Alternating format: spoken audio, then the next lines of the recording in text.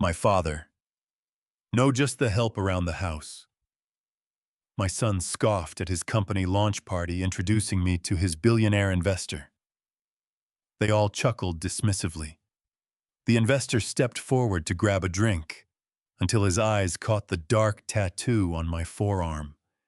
He froze in sheer shock, eyes wide, and stammered, "Sir, are you the operative from that classified rescue mission?" The room went dead silent as the billionaire bowed his head in deep respect. "I'm so grateful you're here on Dad's Revenge Stories. Drop a comment with your city or country so I know where you're watching from. Note: this story includes adapted fictional elements for entertainment and educational value. Any resemblance to names or settings is coincidental, but the message remains deeply meaningful." The seat was hard plastic, the kind that never softens, no matter how long you sit in it, and the man next to me had been asleep since Fontana, with his mouth open and his chin dropping toward his chest every few minutes before snapping back up. I had been watching the freeway since we left the San Bernardino station at 6:45 in the morning. The San Bernardino Mountains were still dark behind us.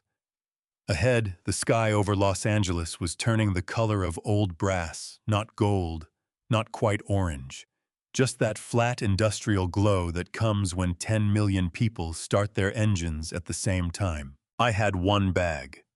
A canvas duffel that I had owned for 11 years, the kind with the thick shoulder strap that leaves a mark on your collarbone after a few hours. I kept it on my lap instead of the overhead rack. Old habit. You keep your gear where you can see it. No question mark. Not an invitation so much as a notification. The kind you send to someone you have already decided does not matter much either way. I had read it 3 times standing in the parking lot of the auto parts store on Baseline Road, where I had been picking up a set of brake pads for Mrs. Garfield next door, who was 73 and could not drive herself anymore. Then I put the phone in my pocket and went back inside to pay. I did not text back that night. I waited until the next morning, sitting at the small table in my kitchen with a cup of coffee that had gone cold while I thought about it. Then I typed, "I'll be there." Sent it before I could think any longer about whether it was a good idea. The bus swayed as we merged onto the 10 freeway heading west.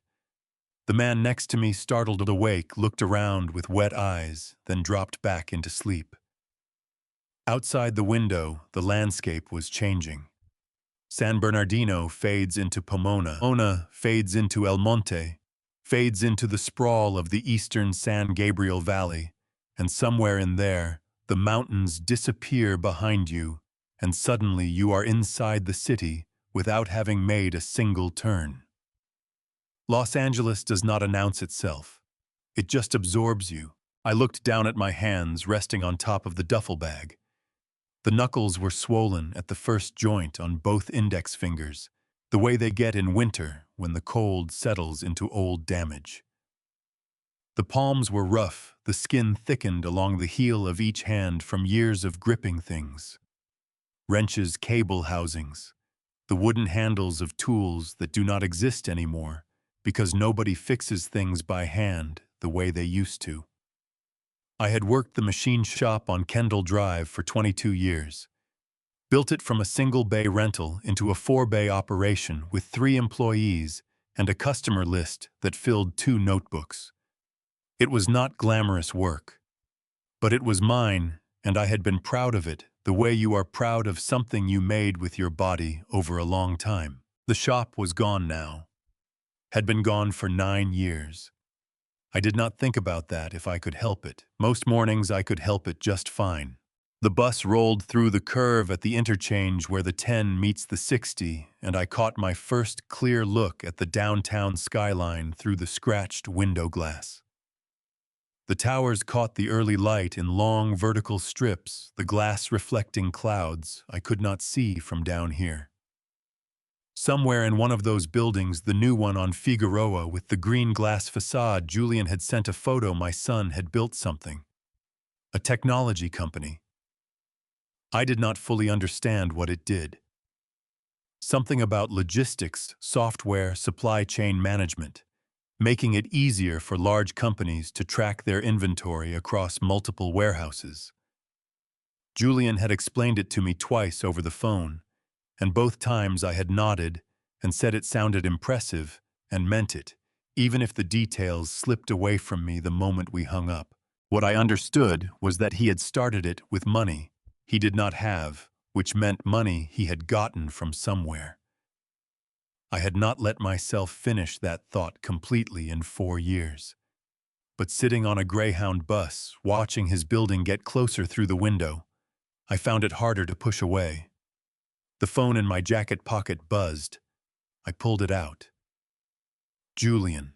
Use the freight entrance on the south side of the building. Loading dock level. Don't come through the lobby. The front is being set up for tonight, and we can't have foot traffic. I read it twice. Then I put the phone back in my pocket and looked out the window again. The building was close, now close enough that I had to tilt my head up slightly to see the top floors.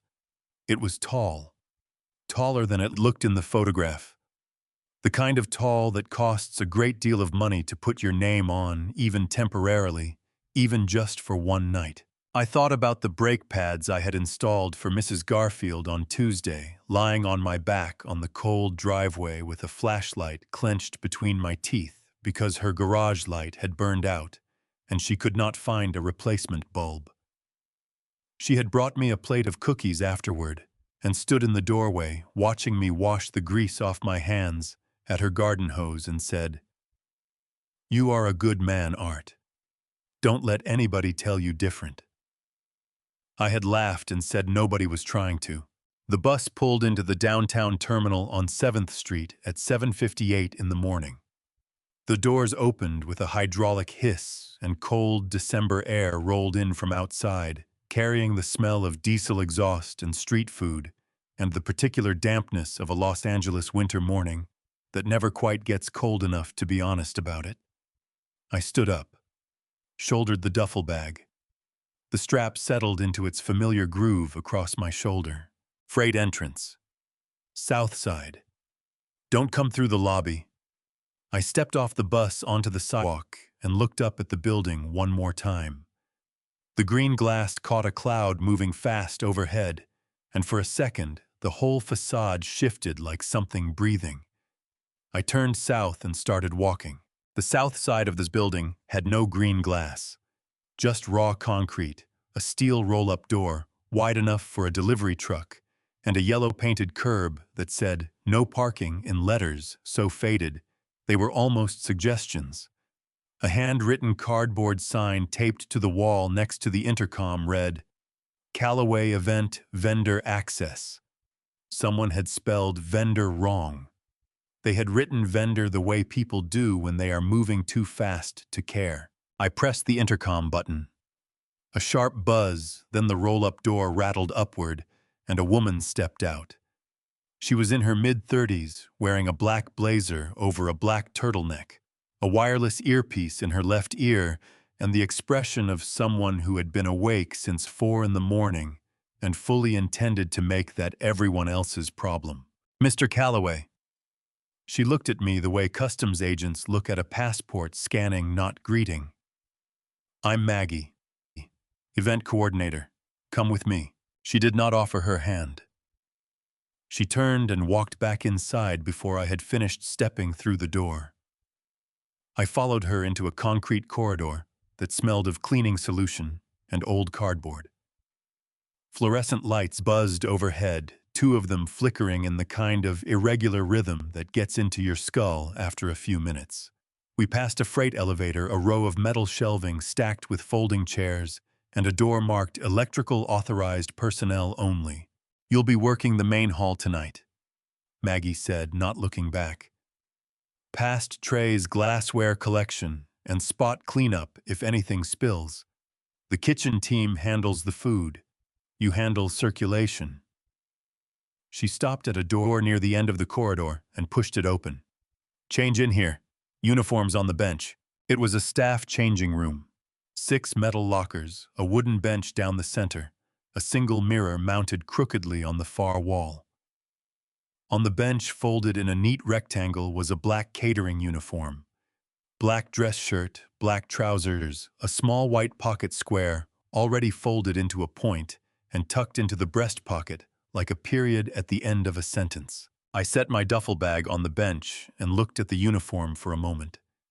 It was a fine quality fabric, the kind of thing a company spends real money on, so their service staff looks expensive rather than just present. Julian always understood that appearances cost money, and that money spent on appearances came back multiplied. I picked up the shirt, shook it out, put it on. The mirror on the far wall showed me a man I recognized, but did not entirely know anymore.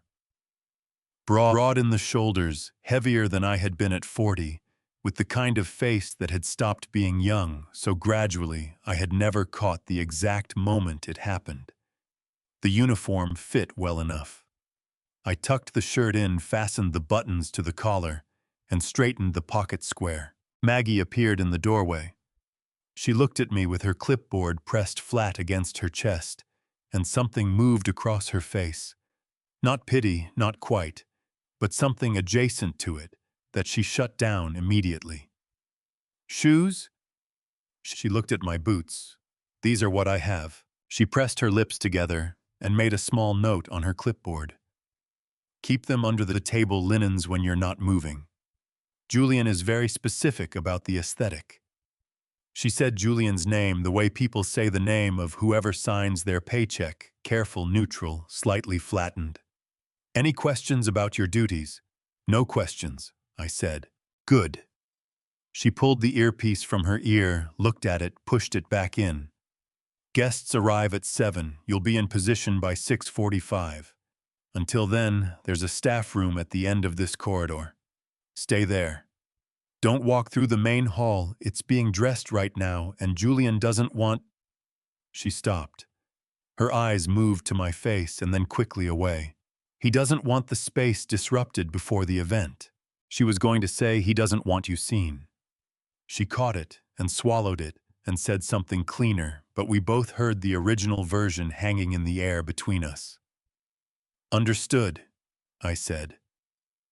Maggie nodded, made another note, and was gone. Her footsteps clicked down the corridor at a pace that said she had 17 other problems, and I was now the smallest one. I sat down on the wooden bench. The changing room was quiet.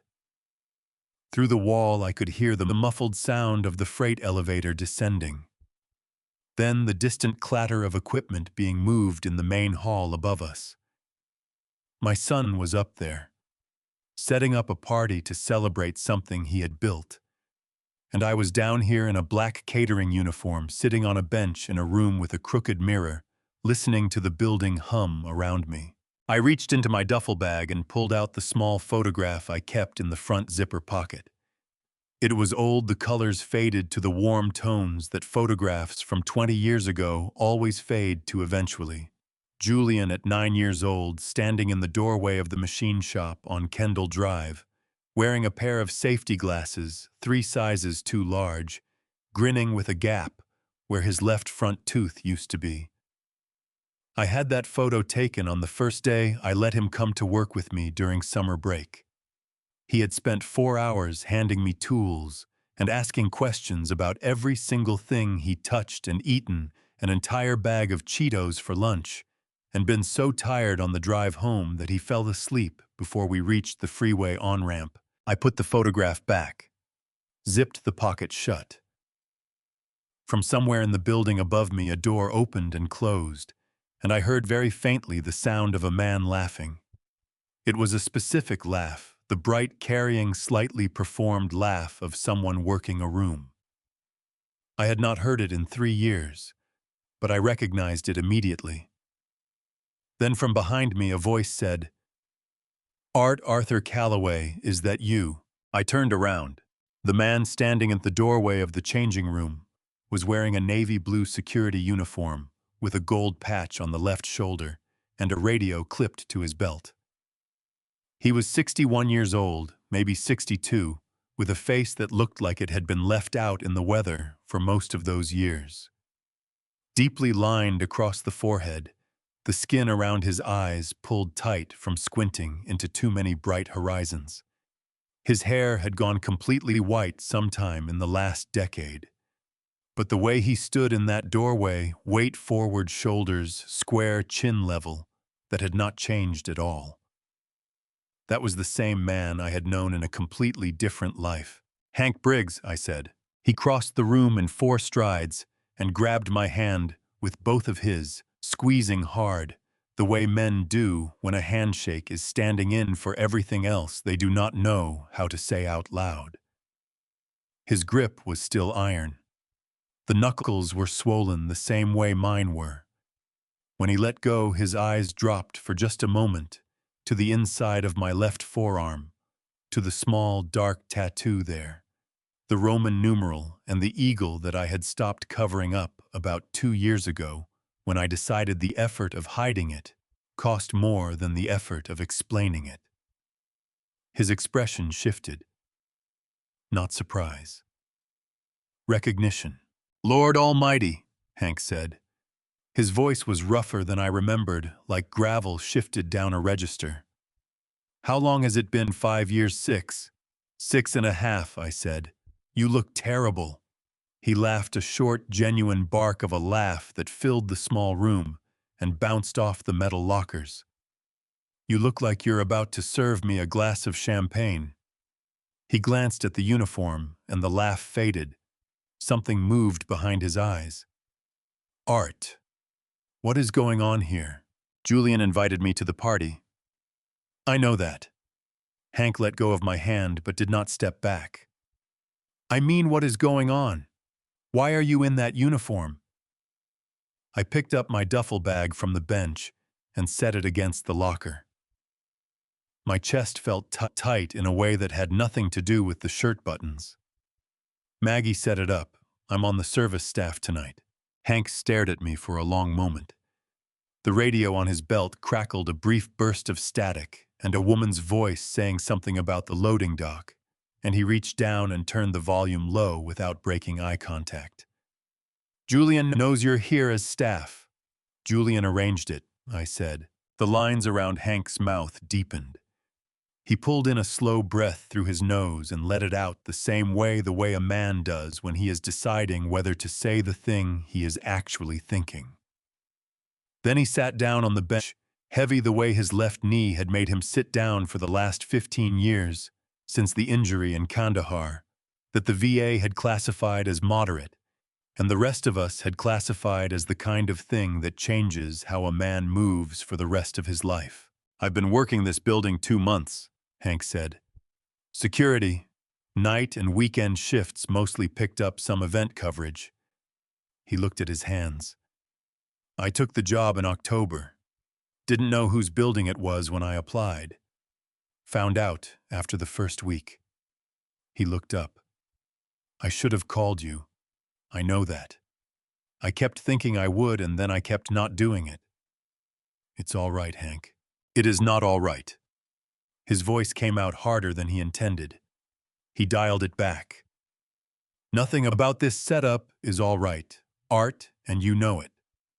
He stood up again, because sitting still when something was wrong had never been something Hank Briggs could manage for long.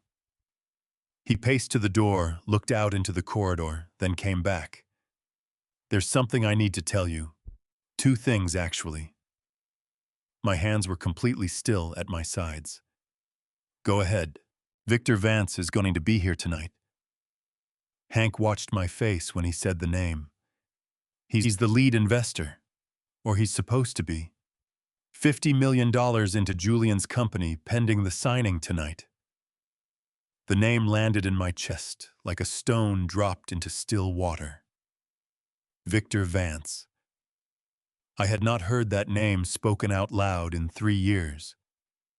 I had seen it in a newspaper headline once at the dentist's office, and I had turned the page and picked up a different magazine. "I talked to him this afternoon," Hank said. "Yesterday afternoon. He came in early to walk the venue, and I recognized him from the news. We got to talking." Hank's jaw tightened. He asked me how long I'd worked here. I told him. He asked if I knew the Calloway family personally. Hank stopped. Artie already had questions before I said a word. He'd done some kind of background research on Julian's company. Something in the records he found didn't sit right with him. The fluorescent light above us flickered once, twice, then steadied. Somewhere above the freight elevator began to descend the cable mechanism, groaning in the shaft behind the wall. "What did you tell him?" I asked. My voice came out even, measured, the way I had learned to make it sound when the information I was receiving was worse than I had expected, and I needed a few more seconds to process it without showing that on my face. Hank met my eyes. I told him the truth, about who you are, about what I knew. He paused. About Storm 1. The two words dropped into the room and sat there between us. I had not heard that name in 3 years either. I had worked very deliberately to make sure of that. He needs to know Art. Hank's voice was quieter now, but it did not waver. Whatever Julian has built in that room upstairs, Vance needs to know who he is actually dealing with, and who he is not. He put his hand briefly on my shoulder, one firm press, then released. I didn't tell him everything, but I told him enough. He said he wants to speak with you tonight, before the signing. From the hallway outside came the sharp sound of Maggie's heels on the concrete floor moving fast toward us. Hank straightened up and stepped back, assuming the neutral posture of a security guard, doing a routine check. "Staff room at the end of this corridor," he said quietly, as if we had just been exchanging directions. "I'll find you before 6. Maggie appeared in the doorway, looked between the two of us, and made a note on her clipboard. "Mr. Calloway, staff room. Now please." I nodded and picked up my duffel bag. As I passed Hank in the doorway, he said very quietly, just loud enough for me and no one else. "He remembers Art. Vance remembers everything." The staff room at the end of the corridor was a rectangle with a folding table, 4 plastic chairs, a coffee maker that had seen better years, and a wall clock shaped like a rooster that someone had brought in as a joke and never removed. I poured myself a cup of coffee that came out the color of motor oil and sat down in the chair closest to the door. The building hummed around me. Somewhere above, furniture was being moved across a hardwood floor. I could feel it more than hear it. A low vibration that came through the ceiling and into the soles of my boots.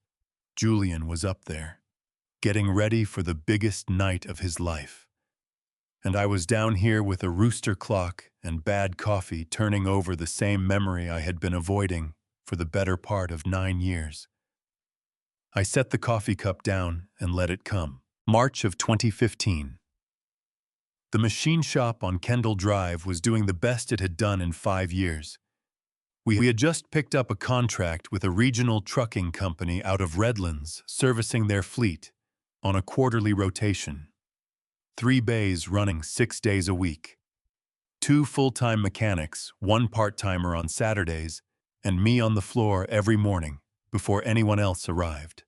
I was 51 years old, and I was genuinely happy in the way that only comes when you have built something with your hands and watched it hold. Julian was 22. He had dropped out of Cal Poly Pomona after 2 semesters and come back to San Bernardino with a laptop and a business plan printed on 40 pages of paper that he spread across my kitchen table one Sunday afternoon. He wanted to start a software company. He needed capital. He had researched investors' grants, small business loans, and concluded that the fastest path was a private injection from someone who believed in him. He looked at me across that kitchen table with the expression I had known since he was 4 years old, the one where his chin lifted slightly and his eyes went very steady and direct, the look that meant he had already decided and was now performing the courtesy of explaining his decision to me. "I need $180,000, Dad," he said. "I know that sounds like a lot, It was everything. It was the shop compressed into a number. 22 years of 6-day weeks and skipped vacations and one pair of boots per year because good boots lasted and the money was better spent elsewhere. I told him I needed time to think. He said he understood. He flew back to San Francisco 3 days later to stay with a friend who had a couch and a fast internet connection. 6 weeks after that, my bank called. The woman on the phone was polite and businesslike, the way bank employees are trained to be when they are delivering information that might make a customer's vision go sideways. She said there had been a withdrawal from the business operating account. A large one. She needed to confirm it had been authorized, $180,000. Transferred out in a single transaction using a signed withdrawal authorization form that had been submitted in person at the downtown San Bernardino branch 3 weeks earlier. I had not submitted it. I had not signed it. I had not been to that branch in 4 months. I drove to the bank that afternoon and sat across from the branch manager, a careful man named Patterson, who wore reading glasses on a chain and chose his words like he was spending money he did not have. He showed me a photocopy of the authorization form. The signature at the bottom was mine, the shape of the letters, the forward lean, the way the A in Arthur looped back on itself. It was close enough that I looked at it for a full 30 seconds before I was certain it was not mine. It was close, but it was not mine. Patterson explained that under federal banking law, a forged withdrawal authorization constituted bank fraud, a federal crime that could carry serious criminal penalties for whoever had submitted the document. He said the bank would need to file a suspicious activity report and that I had the right to pursue the matter with law enforcement. I thanked him. I drove home. I sat in my kitchen for 2 hours. Then I called Julian. The phone rang 4 times. Then his voice careful and very still. "Hey, Dad. The bank called me today," I said. A silence that lasted 3 seconds. In 3 seconds, you can learn a great deal about a person. "I was going to tell you," Julian said. His voice had shifted into something younger, something that reached back toward the boy in the safety glasses, and some part of me grabbed onto that like a handhold on a steep surface. I needed to move fast on the opportunity. The window was closing. I knew you'd say yes eventually, I didn't have time to wait for eventually. You signed my name, Julian. I know. The 2 words came out flat, like he was agreeing to a weather report, on a federal banking document. I know, Dad. I know. His breath came through the phone unsteady. I'll pay it back. Every dollar. I promise you that. Just give me 18 months. The company is going to work. I can feel it. If you go to the police, it's over before it starts and I lose everything and you... He stopped. You lose a son. I closed my eyes. My hand around the phone was shaking, the fine tremor that comes not from weakness, but from the effort of holding something in that needs very much to come out. 18 months, I said. Thank you, Dad. His voice cracked on the last word, and I told myself it was genuine. 9 years later, sitting in a staff room under his building in a catering uniform, I understood that the crack in his voice had been the most expensive sound I had ever heard in my life. The rooster clock on the wall read 10:14. Above me, the floor vibrated again as something heavy was dragged across it. I picked up the cold cup of coffee, looked at it, and put it back down. Maggie knocked twice on the open door without stopping. 4 hours until doors open, Mr. Calloway. Stay available. She was gone before I could answer.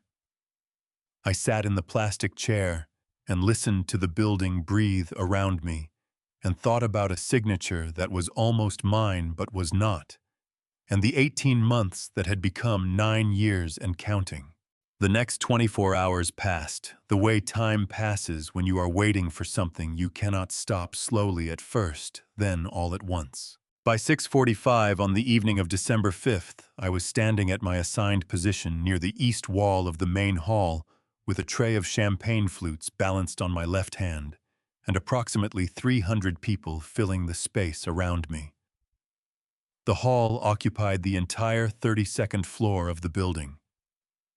The ceiling was 20 feet of exposed concrete softened by recessed lighting that had been calibrated to make everyone inside look 10 years younger and considerably more successful than they probably were. Floor-to-ceiling windows on the north and west walls gave an unobstructed view of downtown Los Angeles. At night, the grid of lights stretching south toward Long Beach, the red pulse of aircraft warning beacons on the towers in Century City, the dark gap of the LA River cutting through the east side like a seam. It was, I had to admit, an impressive room. I moved through the crowd the way I had learned to move through spaces where I did not belong, steadily, without hesitation, making eye contact with no one specifically, and everyone generally, which is the technique that makes you invisible in a room full of people who are only looking at each other anyway. I offered champagne. People took glasses without looking at me. That was fine. I had not come here to be looked at. Then I saw Julian. I was standing near the center of the room with three men in suits, gesturing with his right hand in the broad, confident arc of someone explaining something he considers self-evident. He wore a charcoal suit that fit him the way expensive suits fit people who have been fitted for them personally, with a white shirt open at the collar and no tie. His hair was shorter than the last time I had seen him in person, which had been 14 months ago at a gas station in Upland, where we had happened to stop at the same pump and talked for 11 minutes in the parking lot before he said he had a call to get to. He looked good. He looked like success, which is its own specific appearance, a particular quality of ease of occupying space without apologizing for it. I had worked my whole life and never quite achieved that look. Julian had built it in 5 years. My eyes moved to his right wrist. The watch caught the recessed lighting, the way only certain objects do, with a deep, unhurried gleam that does not announce itself but simply exists, the way quality always exists, without needing to explain what it cost. It was a Patek Philippe Nautilus. I knew the model because I had seen it in a magazine at the VA waiting room in Loma Linda 2 years ago and thought it was an advertisement for something else before I read the caption. Retail price $42,000. The article had described it as one of the most sought-after timepieces in the world, with waiting lists at authorized dealers stretching 3 to 4 years. Julian was not the kind of man who waited 3 to 4 years for anything. 4 years ago, I had been deployed with the California National Guard on a federal activation, a support role overseas that had taken me away from San Bernardino for 8 months. The assignment came with hazardous duty pay, a monthly supplement that the military adds to base compensation when service members are operating in designated high-risk environments. Over 8 months, that supplement had accumulated to $95,000. I had transferred it home in 4 installments into the joint account that Julian and I had set up years earlier when he was still in college and I was still paying his phone bill. The account where I deposited money that was meant for both of us. For the future. For the kind of security that takes a long time to build and almost no time to spend. I had never asked Julian directly what happened to it. There were questions I had been postponing for 4 years, the same way you postpone going to the doctor when you already know what the diagnosis is going to be. The Patek Philippe on his wrist was $42,000. The Tesla I had seen him park in a photograph his assistant had posted online 2 years ago started at $53,000. 42 and 53 made 95. The math was not complicated. A woman appeared at Julian's elbow. She was in her late 20s with dark hair pulled back and a dress that I suspected cost more than my monthly rent. She had her phone raised at shoulder height, the front camera active, recording the room around her, with the practiced ease of someone for whom this was not a special occasion, but simply how they moved through the world. This was Elena. Julian had mentioned her once in a text message 8 months ago. Seeing someone. Her name is Elena. You'd like her. I had not responded because I did not know what to say to that. Elena turned the camera toward Julian and said something that made him smile, the wide, deliberate smile he used for cameras, which was different from the smile he used when something actually made him happy, though it had been a long time since I had seen the second one. Julian put his arm around her shoulders for the shot, and then a man on his left touched his arm, and Julian turned away. The man was Ray Delgado. I did not know his name yet. I would learn it later. I was in his mid-50s, with the upright posture of someone who had spent years being told to stand straight and had never quite unlearned it. He leaned close to Julian and said something, and Julian laughed, and then Delgado turned slightly and looked directly at me. Not at the tray. At me. He said something to Julian. Julian glanced in my direction, the briefest possible flick of his eyes, less than a second, and then looked back at Delgado and said loud enough that I caught it clearly over the noise of the room. No, that's just the catering staff. He picked up a fresh glass of champagne from a passing tray and turned his back. I kept my own tray level. The glasses did not rattle. My hand was completely steady, which took more effort than I will ever admit to anyone living. At 7:43, the house lights dimmed by about 30%, and Julian walked to the microphone stand at the front of the room. He did not need the microphone. Julian had always had the kind of voice that carried clear and calibrated, with a quality of certainty in it, that made people lean in rather than tune out. But the microphone was there, and the room was full, and what he was about to say was meant to be heard by every person present, and remembered by most of them. He gripped the stand with his left hand and looked out at the crowd with the expression I had seen him practice in the bathroom mirror when he was 17, the one that was supposed to communicate both authority and humility simultaneously. I was standing near a service pillar 12 feet to his left. I had a fresh tray.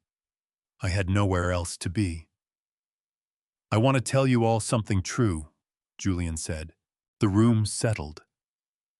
300 people with champagne glasses and business cards, and the particular hunger of people who are at a party because they believe something profitable is about to happen, gave him their attention. Julian let the silence sit for exactly the right number of seconds. He had always understood the value of a pause, and then he began. He told them about growing up with nothing. He said the word nothing the way people say it when they mean less than most, but do not mean what the word actually means, which is the complete absence of everything. He told them about a father who had given everything he had and then been taken away too soon, and how that loss had become, in his own words, the fuel that drove every decision he had ever made. He said the phrase "taken away too soon" with his chin slightly lowered and his eyes moving across the room in a sweep that landed briefly on each table, which was a technique for making large groups of people feel personally addressed.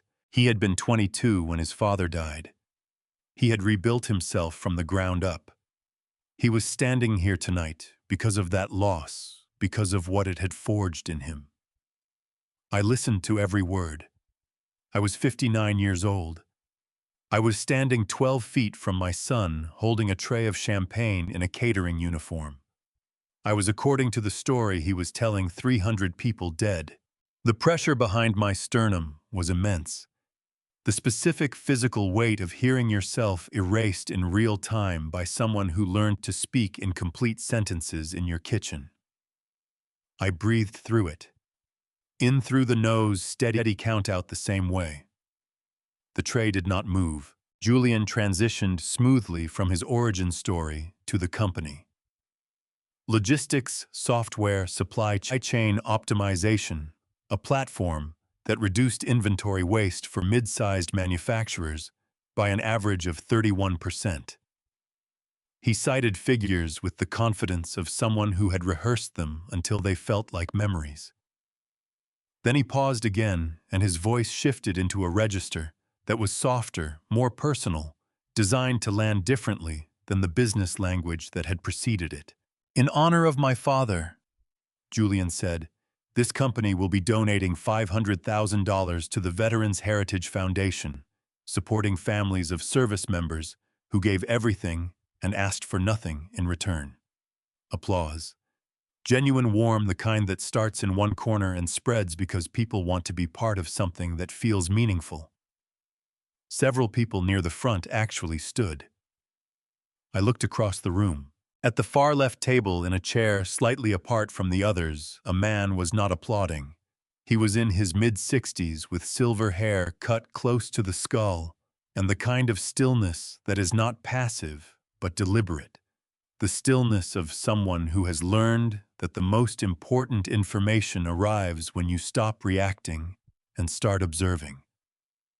He wore a dark suit and no pocket square, and held a glass of water he had not touched. He was watching Julian with an expression I could not name from this distance, but which I recognized as a category, the expression of someone running a calculation. Victor Vance. Hank had described him to me that morning in the changing room. I had not needed the description. The photograph in the newspaper at the dentist's office had been enough. He was older in person and more contained, but the eyes were the same, the eyes of someone who has seen enough of the world to stop being surprised by most of it. Vance turned his head slowly and looked directly at me, not at the tray, not at the uniform. At my face, with the focused attention of a man confirming something he has already decided is true. My chest tightened in a way that had nothing to do with the shirt collar. I held his gaze for 2 seconds, then looked away first. Old habit, not submission, just tactics. You do not show your hand before you know what game is being played. From my left, a woman's voice said quietly, "Excuse me." She was in her early 30s with a press badge clipped to the lapel of her blazer and a reporter's notebook open in her left hand.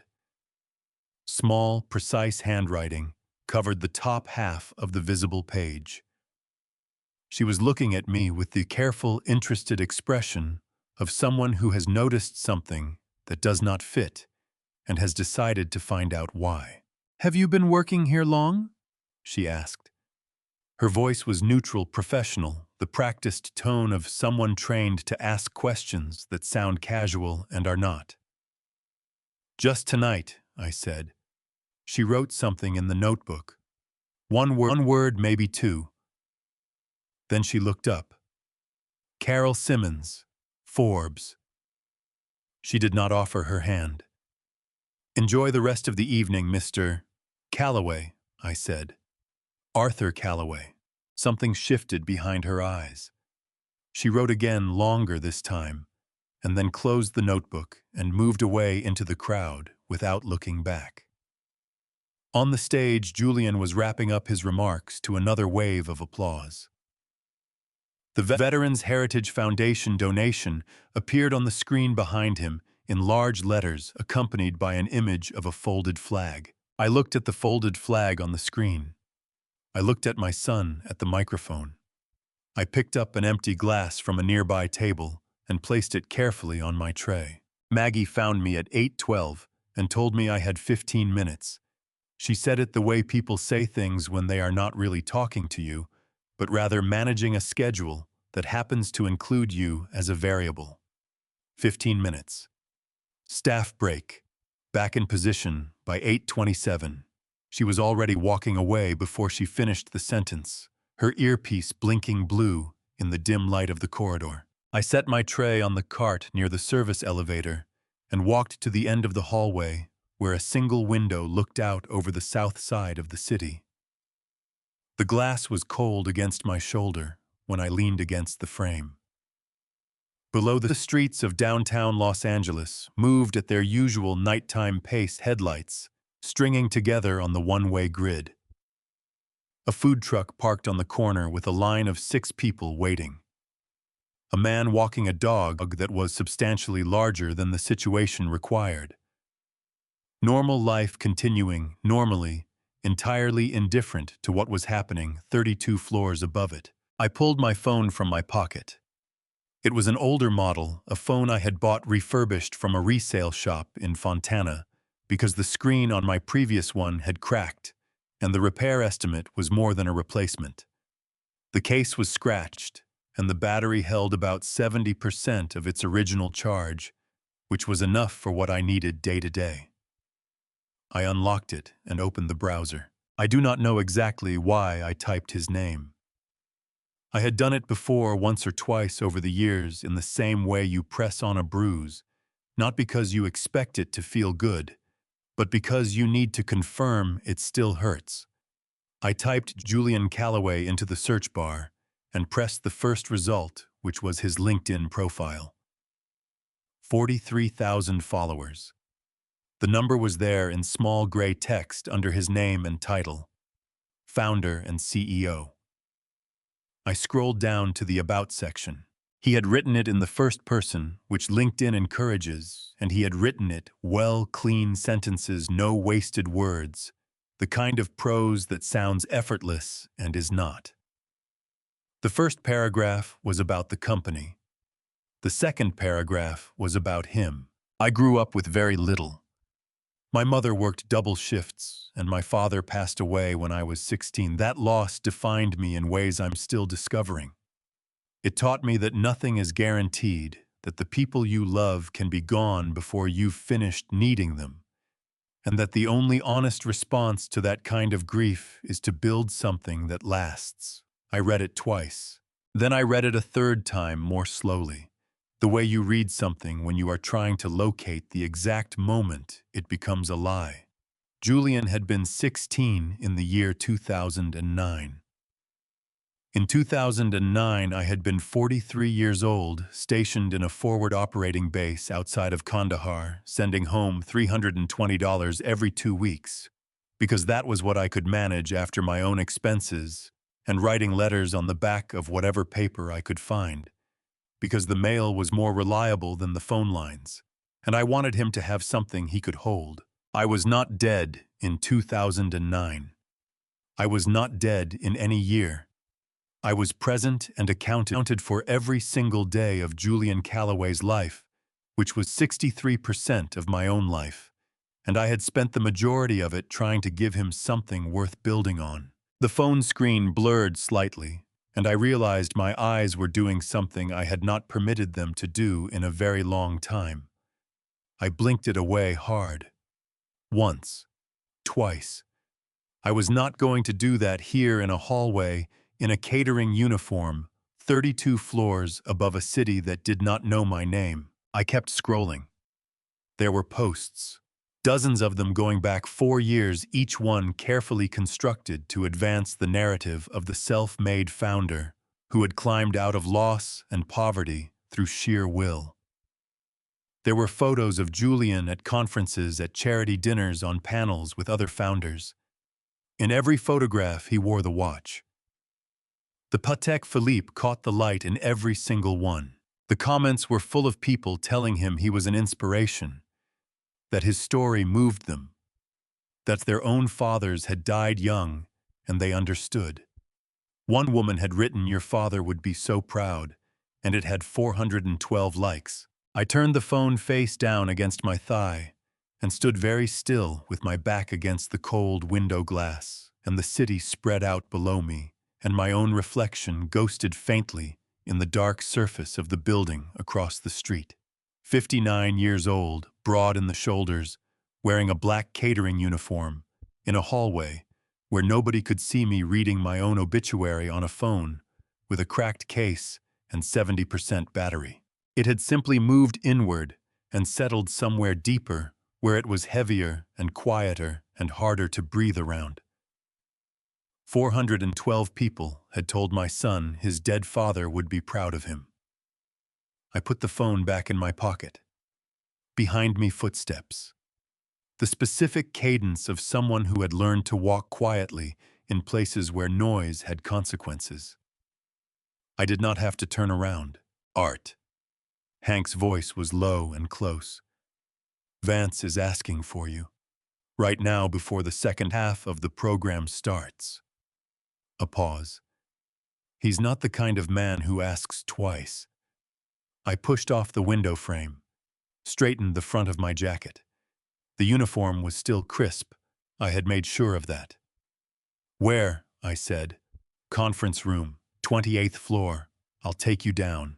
I nodded and followed him to the elevator without another word, leaving my reflection behind in the dark glass across the street, looking back at me from 32 floors up with an expression I did not particularly want to examine.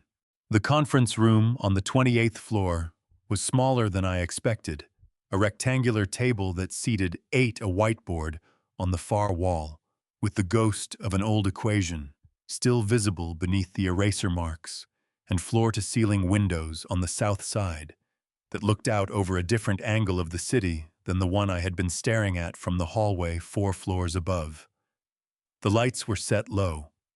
Someone had left a legal pad and 2 pens in the center of the table unused. Victor Vance was standing at the windows with his hands clasped behind his back when Hank opened the door. He did not turn around immediately. He let the silence sit for a few seconds, which I recognized as the behavior of a man who has learned that the first person to speak in a room often loses something they did not intend to give away. Then he turned. Up close, he was more weathered than he looked in photographs. The silver hair was cut close on the sides, slightly longer on top, and he had the kind of posture that does not come from a good chair, but from years of being told that how you carry yourself is the first thing people read about you. He was 64, maybe 65. His eyes were the specific gray of old concrete, not cold exactly, but dense, the kind of color that absorbs light rather than reflecting it. He looked at me the way Hank had looked at me that morning in the changing room, but with less surprise and more confirmation, as if he was checking a photograph against a face and finding the match acceptable. "Mr. Calloway," he said. His voice was measured, and even with the slight flatness of a man who speaks carefully because he has learned the cost of speaking carelessly. "Victor Vance, thank you for coming down." He did not say, "Please sit," but he moved to the far side of the table and took a chair, which was an invitation without being a request. I sat across from him. Hank remained standing near the door, which was his way of saying he was present, but this was not his conversation. Vance reached into the inside pocket of his suit jacket and produced a folded document. He placed it on the table between us, smoothed it once with his palm, and left it there without pushing it toward me. It was a printout, several pages, the top one bearing the letterhead of a private investigations and due diligence firm based in Century City. "Before I commit $50 million to any enterprise," Vance said, "I have a team that looks at everything. The company, the financials, the founder, his history, his background, anyone connected to him in any significant way." He paused. "It is standard practice. I do this with every investment of this size." "Understood," I said. "Your name appeared in the research," Vance said. "Arthur James Calloway, listed as a co-owner of a machine shop in San Bernardino, California, operating from 1993 until 2016. He looked at me steadily. The record also included a notation from the business dissolution filing. The notation was added by the person who filed the paperwork. He turned the document so I could read the top page. I looked at the line he was indicating. It was a standard field in the California business dissolution form labeled Additional Information. Someone had typed 4 words in that field. Owner deceased. No survivors. My son had filed those words. He had sat down at a computer, navigated to the California Secretary of State's business portal, typed owner, deceased, no survivors into a text field, and submitted it as a matter of public record. He had made me a ghost in a government database. The room was very quiet. Outside the windows, a helicopter moved across the southern sky, its light blinking in a slow, steady pulse. "I need to ask you directly," Vance said. "Are you Arthur James Calloway, the biological father of Julian Calloway?" "I am," I said. Vance nodded once, the small definitive nod of a man closing a loop he opened weeks ago. He leaned back slightly in his chair. For the first time since I had walked in, something shifted in his expression. Not softness exactly, but a loosening of the careful containment he had been maintaining. "Mr. Calloway," he said, "I have been trying to locate you for 6 weeks. The dissolution record was the first indication I found that something in Julian's background did not match his public narrative." He paused. "The second indication was Hank." I glanced at Hank. He gave me the smallest possible movement of his chin, not quite a nod, just an acknowledgement. "Hank told me enough," Vance said. "Not everything, but enough to make me certain I needed to speak with you before tonight went any further." He placed both hands flat on the table, the gesture of a man who is about to say something he has been carrying for a long time. 3 years ago, I was involved in an operation in a region I am not at liberty to name specifically. My team was caught in a structural collapse. The situation was critical. A single individual made the decision to stay behind when the extraction order was given. That individual sustained serious injuries, pulling my people out of that collapse. The only identifying information I had afterward was a call sign and a description, a tattoo on the inside of the left forearm, a Roman numeral and an eagle, the insignia of a unit that officially does not appear in any public record. He paused. "I have been looking at that description for 3 years." He stopped. The helicopter outside had moved past the edge of the window and was gone. "I never learned that person's full name," Vance said. "I knew a call sign, Storm 1. His gray eyes held mine without blinking. "Hank tells me that call sign belongs to you." The legal pad in the center of the table was very white under the low lighting. I looked at it for a moment. Then I looked back at Vance. "It does," I said. Victor Vance's jaw tightened. The dense gray eyes went briefly bright with something that a man his age and in his position would not call what it actually was in a room with other people present. He cleared his throat once and looked at the table and then back at me. "Then I owe you a debt," he said, "that $50 million cannot begin to address." From upstairs, 4 floors above us, the muffled sound of applause filtered down through the ceiling. Julian's program was continuing.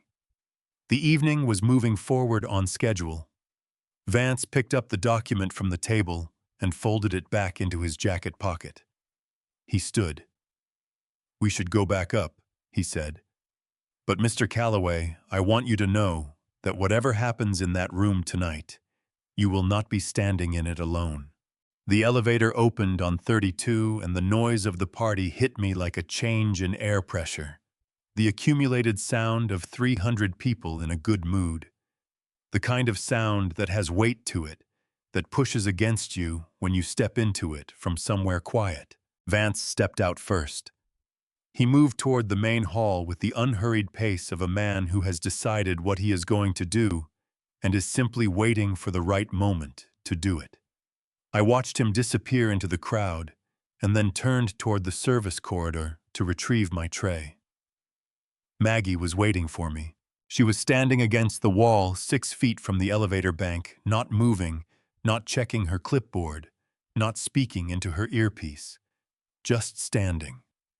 which was so unlike every version of Maggie I had encountered in the past 26 hours that I stopped walking. She looked at me with an expression that had shed the professional neutrality she had been wearing since the loading dock the previous morning. What was underneath it was not warm exactly, but it was human, the look of someone who has been holding something that does not belong to them and has finally decided to put it down. She held out a folded envelope. "I found this in the document files Julian asked me to organize last week," she said. Her voice was lower than usual, clipped at the edges, the way voices get when someone is choosing their words in real time. "The top document is a property record. Public filing. Los Angeles County Recorder's Office." She paused. "I pulled it myself. Anybody can access it. It's not confidential." I took the envelope. It was standard letter size, unsealed. "The second document," Maggie said. "I am not giving you. I never saw it. We did not have this conversation." She held my gaze for exactly 2 seconds. Then she straightened up, put her earpiece back in, picked up her clipboard, and walked away down the corridor toward the kitchen at a pace that said she had 11 other things to handle, and this had not been one of them. I stepped into the alcove near the fire exit door and opened the envelope. The top document was 3 pages printed on plain paper. At the top of the first page, Los Angeles County Recorder, County Clerk, recorded document. Below that, the property address, a house on Crescent Avenue in San Bernardino that I had bought in 1998 for $112,000 and paid off in full by 2011. 3 bedrooms. A garage I had converted into a workspace. A backyard with a lemon tree that Julian used to climb before he was tall enough to reach the fruit standing up. The document showed a deed of trust recorded in May of 2023. The borrower listed was Julian Marcus Calloway. The property used as collateral was my house. The loan amount was $410,000. At the bottom of the page, in the signature block for the property owner, authorizing the transaction, was my name signed not by me, but by Julian, acting under a power of attorney document that I had signed in June of 2022. A power of attorney is a legal instrument that allows one person to act on behalf of another in financial and legal matters. I had signed one for Julian 2 years before this transaction because he had told me he needed it to help manage some insurance paperwork while I was dealing with a health issue that made getting to offices difficult. It is a document built on trust. It is the legal equivalent of handing someone your keys and telling them the alarm code. Julian had used my keys to take the house. I folded the property record back into the envelope. My hands were steady. The steadiness was not calm, it was the particular rigidity that comes when you stop fighting what you already know and simply let it land. Then I remembered the second document Maggie had not given me. I looked inside the envelope again. Beneath the property record there was another sheet of paper that I had not been meant to find and was finding anyway. It was a single page. At the top, in bold type, non-disclosure agreement. Below that, 2 parties, Julian Marcus Calloway, identified as the disclosing party, and Arthur James Calloway, identified as the receiving party. I had signed this document the previous night. Julian had come to the storage room where I was sleeping on a folding cot at 11:45 p.m. and set the paper on the crate I was using as a nightstand and told me to sign it. The agreement prohibited me from disclosing any information regarding family history, financial arrangements, or personal relationships to any party present at or connected to the December 5th launch event. The penalty clause referenced legal action and damages. Julian had said without raising his voice that if I did not sign it, he would need me to find alternate accommodation for the evening, which we both understood to mean that I would be sleeping on the street. I had signed it at 11:51 p.m. with a pen that had almost run out of ink. Under California law, a contract signed under duress, meaning under threat or coercion, that leaves the signing party without a meaningful choice, can be challenged and voided in court. The threat of homelessness at midnight constitutes duress by any reasonable legal standard. The NDA was likely unenforceable, but Julian had known I did not have a lawyer standing next to me at 11:51 p.m., and that had been the entire point. I put both documents back in the envelope and slid it into the inside pocket of my catering jacket, next to where my heart was doing something slow and heavy behind my ribs. From the main hall, Julian's voice came through the open doorway, bright and carrying. "And now I'd like to welcome back our keynote investor for the evening." The crowd responded with applause that rattled the glasses on the service cart beside me. I buttoned my jacket over the envelope, picked up my tray, and walked toward the sound. The main hall was at its fullest when I walked back in. The program had moved into what event people call the social hour, the stretch of time between the formal remarks and the signing ceremony, when guests are encouraged to circulate, make connections, exchange business cards, and feel good about the money they are about to commit to something. The noise level had risen by several degrees. The champagne was moving faster. Elena was working her way around the perimeter of the room, with her phone at shoulder height, the front camera active, catching the crowd in the background of whatever she was saying to her followers. I took my position near the east pillar and held my tray.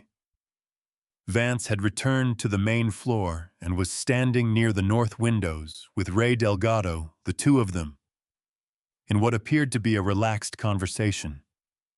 Delgado talking, Vance listening with the particular quality of attention that looks like ease but is not. I watched Vance's eyes move once briefly to find me across the room. He located me in 4 seconds. Then he looked back at Delgado and kept listening. Julian was 20 feet away, standing with a cluster of 4 people I did not recognize, younger, the startup demographic, the kind of people who use the word ecosystem without irony and mean it as a compliment. He was in full performance mode, the version of himself he had been building since he was old enough to understand that charm was a skill and skills could be developed. His right hand moved in the broad, easy arc.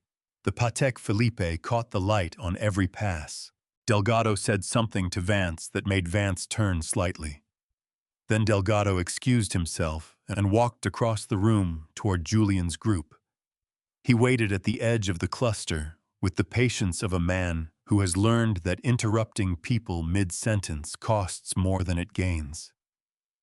When a natural break appeared in the conversation, Delgado stepped in and shook Julian's hand, and they exchanged the brief, warm greetings of men who have been emailing each other's assistants for 3 months and are finally meeting in person. They talked for a moment. Delgado was older than Julian by about 25 years, with the upright posture I had noticed earlier, and the specific way of standing that some men carry their whole lives after a certain kind of training. He asked Julian something that required Julian to gesture toward the windows, probably about the company's West Coast expansion plans. Julian answered with the numbers he had cited earlier, slightly reordered. Then Delgado glanced around the room with the casual sweep of someone making conversation and said something that changed the temperature of the next 30 seconds entirely.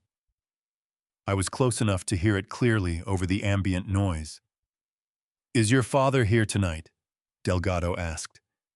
His tone was genuinely warm, the tone of a man who believes that asking about a person's family is a way of honoring them. "I'd like to meet the man who raised you."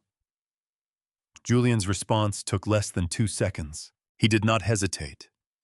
He did not look uncomfortable or caught off guard or even briefly human.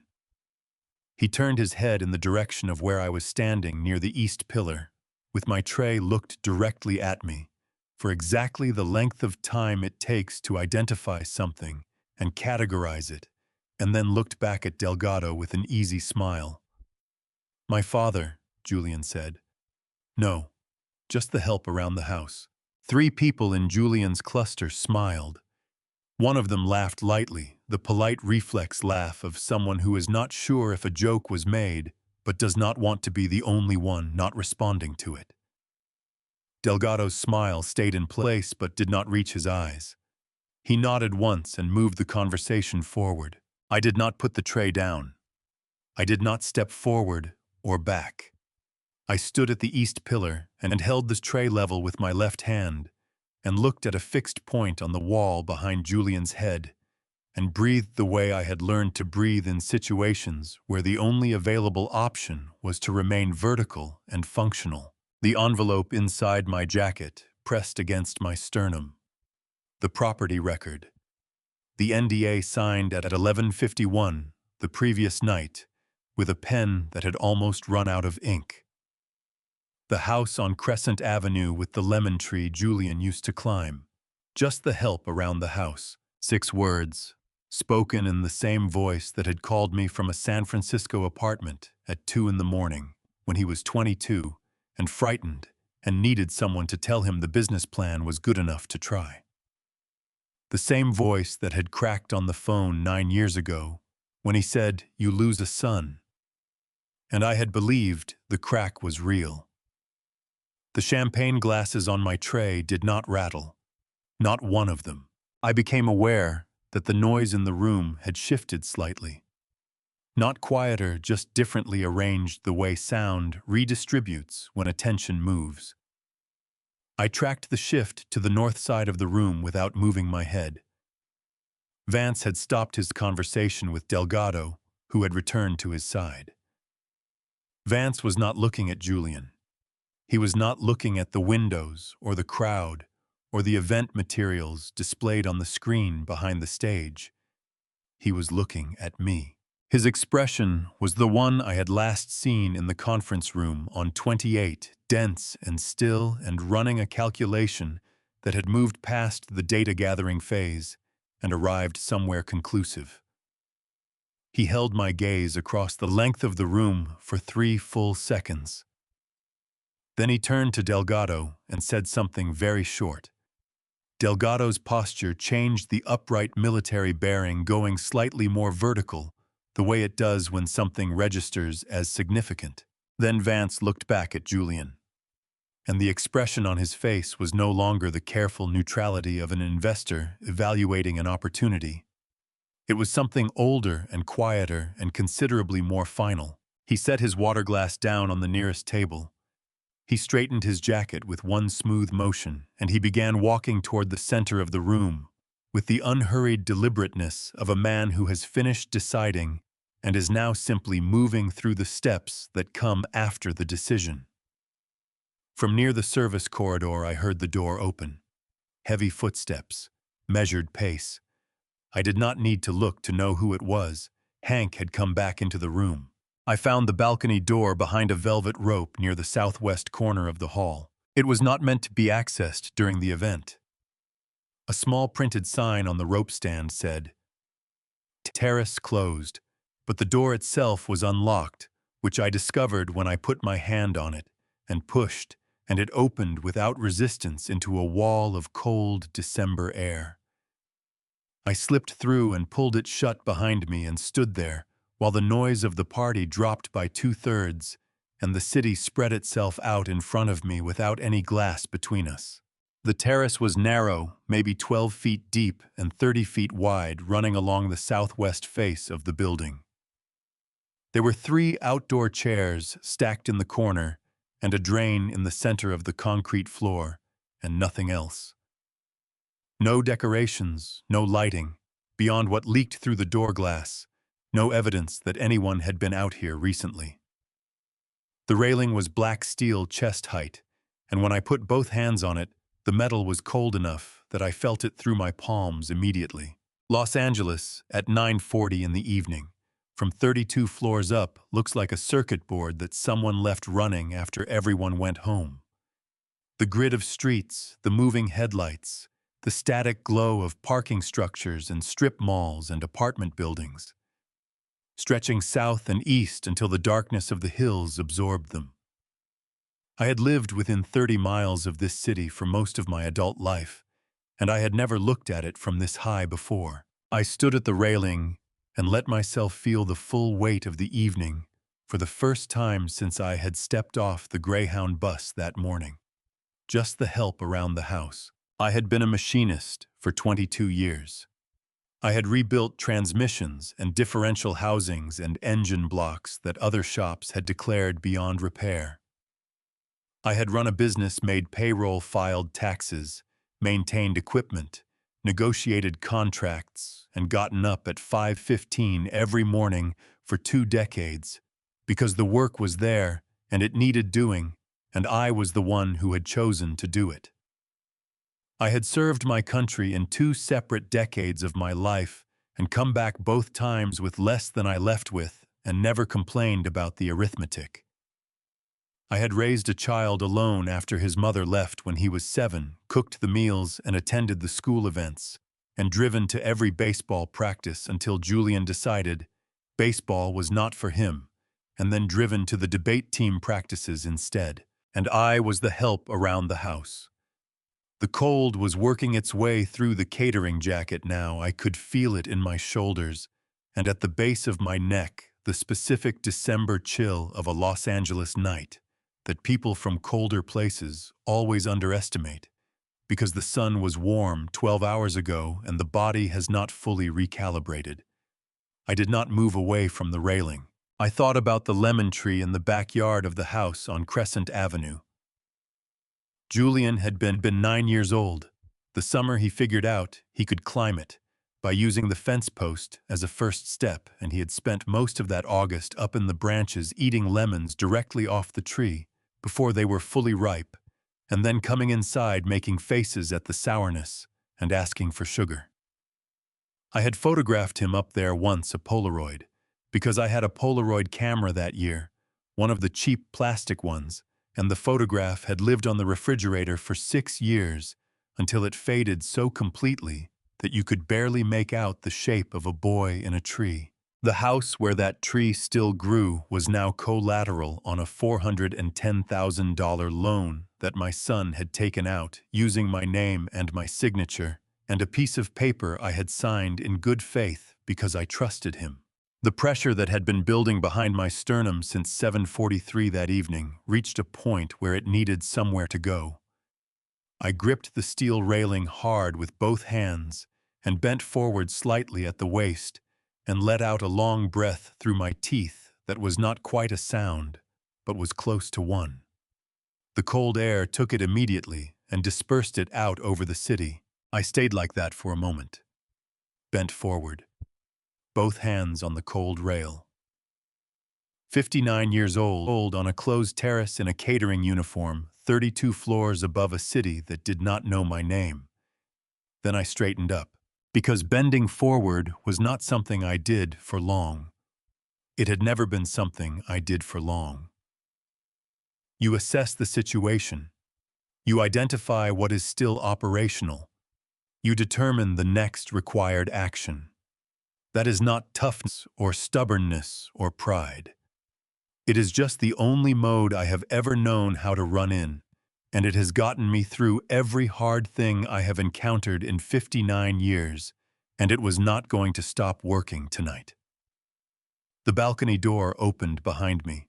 Hank stepped through, pulling it shut carefully behind him, the way a man does when he does not want to draw attention to where he has gone.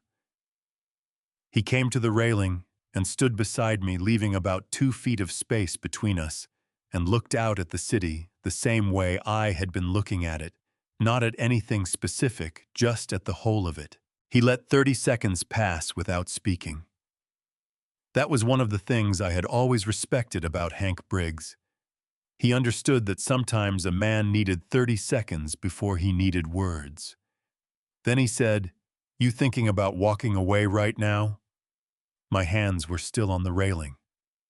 "Thinking about it," I said. Hank nodded slowly. He put his own hands on the rail, 2 large, weathered hands that had their own history of hard use. "I thought about walking away from a lot of things," he said. "Mostly I was wrong." The city hummed below us. A siren somewhere to the south, moving east, fading. There's something happening inside right now, Hank said. Vance pulled Delgado aside about 3 minutes ago. The two of them talked for about 90 seconds, and then Delgado made a phone call. Hank paused. Ray Delgado was Air Force. Did 2 tours. He and Vance go back 20 years. Another pause. Art. They know enough. Between the two of them, they know enough to finish this. I looked at the city, the circuit board running after everyone went home. And Julian, I said. Hank was quiet for a moment. Julian is about to find out that the story you tell about yourself is only as strong as the truth underneath it. I released the railing. My hands were cold where they had been gripping the steel. I pressed them flat against my thighs for a moment, feeling the fabric of the catering trousers, and then I turned around and faced the door. All right, I said. Hank opened the balcony door. The noise of the party rushed back in warm and loud and entirely unaware that anything had shifted. I walked back inside. The hall was louder than when I had left it. The signing ceremony was scheduled for 10:15, which meant the room was in that final compressed stretch of social energy where people drink faster and talk louder, because the main event is close and anticipation does the work that a third glass of champagne usually does. I retrieved my tray from the service cart and moved back into the crowd. Julian was near the stage now, talking to 2 men I had not seen before. Older, the kind of older that comes with serious money. The kind of men who do not come to parties unless the party is about something real. His back was to me. The Patek Philippe caught the stage light every time he gestured. I moved along the east wall toward the service station to swap my tray for a fresh one. The floor was crowded, and I navigated by the gaps between people. The small channels that open and close in a packed room, reading them the way you read traffic. I was 8 feet from the service station when it happened. A tray of empty glasses on the cart near the stage shifted. Not dramatically, just a slight imbalance, the kind that builds gradually when glasses are stacked without enough attention to weight distribution. The cart tilted 2 inches to the left, and the top tier of glasses slid, and 3 of them hit the floor in quick succession. The sound cut through the ambient noise like a stone through water. Julian turned around. His eyes found the broken glass, then found me, standing 6 feet away with my tray, and something moved across his face that was not embarrassment or concern. It was irritation, the specific, tight irritation of someone whose event is being disrupted by a variable they thought they had controlled. "Clean it up," he said. Not loudly. He did not need to be loud. He said it the way people say things to staff when they have stopped thinking of staff as people flat. Direct the tone you use for a task rather than a person. Right now, before someone steps on it. I set my tray on the nearest table and crouched down to begin collecting the larger pieces. The floor was marble cream-colored, expensive, unforgiving to anything dropped on it. I gathered 3 large fragments in my left hand and reached for the 4th with my right. Julian stepped forward. He was not watching where he was placing his feet. He was looking back over his shoulder at the 2 men he had been speaking with, saying something to them, maintaining the thread of the conversation while I worked at his feet. His left foot came down on the edge of my right hand, not deliberately. I want to be clear about that, because it matters to me to be accurate. It was not deliberate. It was the carelessness of a man who had stopped registering another person as occupying the same physical space. I pushed myself back upright immediately. The whole thing took 4 seconds, but in those 4 seconds, the left sleeve of the catering jacket had been pulled back to the elbow, and the inside of my left forearm was fully exposed under the direct light of the stage rigging above us. I reached to pull the sleeve back down. Mr. Calloway. The voice came from my left. Close. I turned. Victor Vance was standing 3 feet away. He had crossed the room in the time it took me to get back to my feet, moving with a speed that did not match his earlier unhurried pace. His face had gone the particular color of a man who has just seen something he was not prepared to see, despite having been told to look for it. His eyes were on my forearm. On the tattoo on the inside of my left arm, a small dark marking no larger than a silver dollar that I had carried for 11 years and thought about every single day since. A Roman numeral above a spread-wing eagle, the insignia of a special operations task force that did not appear in any public directory and whose members were not in the habit of discussing it at dinner parties. You did not get that tattoo by signing up for it. You got it by being there, by doing the thing, and by surviving long enough afterward to have someone put ink in your skin as the only official record that any of it happened. From across the room, Elena's voice cut through the ambient noise, high and confused. Wait, what? Just oh my God, is everyone okay over there?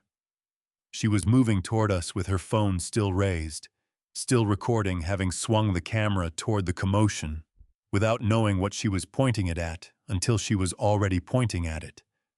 The screen was still live. The red dot was still active. I heard Carol before I saw her. The sound of a phone camera shutter, the short digital click of a screenshot being taken. Once. Twice. Julian was speaking again to the two older men, attempting to reabsorb the room's attention back into his control. His voice was smooth and recovered, and entirely confident, the way a skilled performer recovers a stumble by pretending it was part of the choreography. He had not looked at me since I stood up. Vance had not stopped looking at me. That tattoo. Vance's voice was barely above a whisper meant only for me. Task Force insignia. Roman numeral eagle. He stopped. His jaw worked once. Were you there 3 years ago? The collapse. The hall moved around us. Glasses clinked. Someone near the stage laughed at something Julian said. Yes, I said. Vance closed his eyes for exactly 1 second. When he opened them, they were the same dense gray as always, but something behind them had shifted permanently, the way weight redistributes after something load-bearing gives way. He straightened to his full height, turned toward the center of the room. His voice when he spoke was no longer low. I need everyone's attention, Victor Vance said. Right now. Before I reveal what happens next, drop the word "still here" or type 111 in the comments right now so I know you're following along. And please note, the story ahead contains some fictionalized elements and may not be entirely factual. If you prefer not to continue, feel free to close the video right here. 300 people do not go quiet all at once. They go quiet in stages, the people closest to the source of the interruption. First, then the next ring out, then the next, the silence spreading like a drop of ink in still water until it reaches the edges of the room, and there is nowhere left for the noise to go. It took about 12 seconds for Victor Vance's voice to produce that effect on the main hall of the 32nd floor. He had not raised his voice. He had not needed to. There is a register that certain people can access, people who have spent years in rooms where what they say determines what happens next, that carries without volume, that lands with the weight of something structural rather than something performed. Vance had that register. When he said he needed everyone's attention, the room understood, without being told, that this was not a toast. Julian understood it too. I could see him from where I stood near the east wall, the way his posture changed, the smile not dropping so much as freezing in place, the eyes sharpening into the expression of someone who is recalculating very quickly and does not yet have enough information to know which direction to run. Vance waited until the room was fully quiet. Then he spoke. "Before this evening goes any further," he said, "I want to introduce someone to this room. Someone who has been here all night, and whom most of you have not noticed." He paused. "That is not an accident. That is how he prefers it. And it is one of several things about this man that I have come to understand only in the last 24 hours. He turned slightly and looked toward the service corridor near the back of the room. "Hank," he said, "come out here, please." Hank Briggs walked out from the corridor entrance and into the light of the main hall. He was still in his security uniform, navy blue gold patch radio on his belt, and he walked with the measured pace of a man who has been in front of crowds before and is not impressed by them. He stopped beside Vance and faced the room without any visible discomfort. 300 people looked at a building security guard and waited. "Tell them," Vance said quietly, "what you told me." Hank looked out at the crowd. He took a breath that was not nervous, but preparatory, the breath of someone organizing what they are about to say into the right sequence. Then he began. "3 years ago," Hank said, "a team of people I care about found themselves in a situation they could not get out of on their own. A structure had failed. The order came down to pull back and leave the area." He paused. "Most people followed that order. One person did not. The room was so quiet, I could hear the ventilation system in the ceiling. That person made a decision to stay," Hank continued, "when every reasonable argument said to go. He stayed and he worked alone in conditions that I am not going to describe in detail tonight, because this is not that kind of room, and because the man himself would not want me to." Hank's voice was even unhurried, each sentence placed with the deliberateness of someone who has thought about this for a long time. "What I will say is that because of what he did that night, people who would not otherwise have made it home did make it home. 6 of them." He stopped. "Let that number sit. The man who stayed behind," Hank said, "carried a mark that not many people in this room would recognize. A small tattoo on the inside of his left forearm.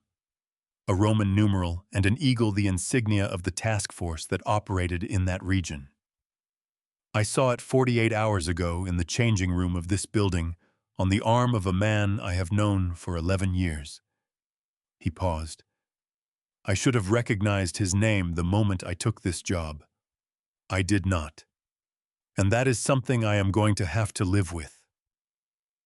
His voice stayed level, but something moved through it on that last sentence. Not quite guilt, but the weight of a specific regret that has found its exact shape.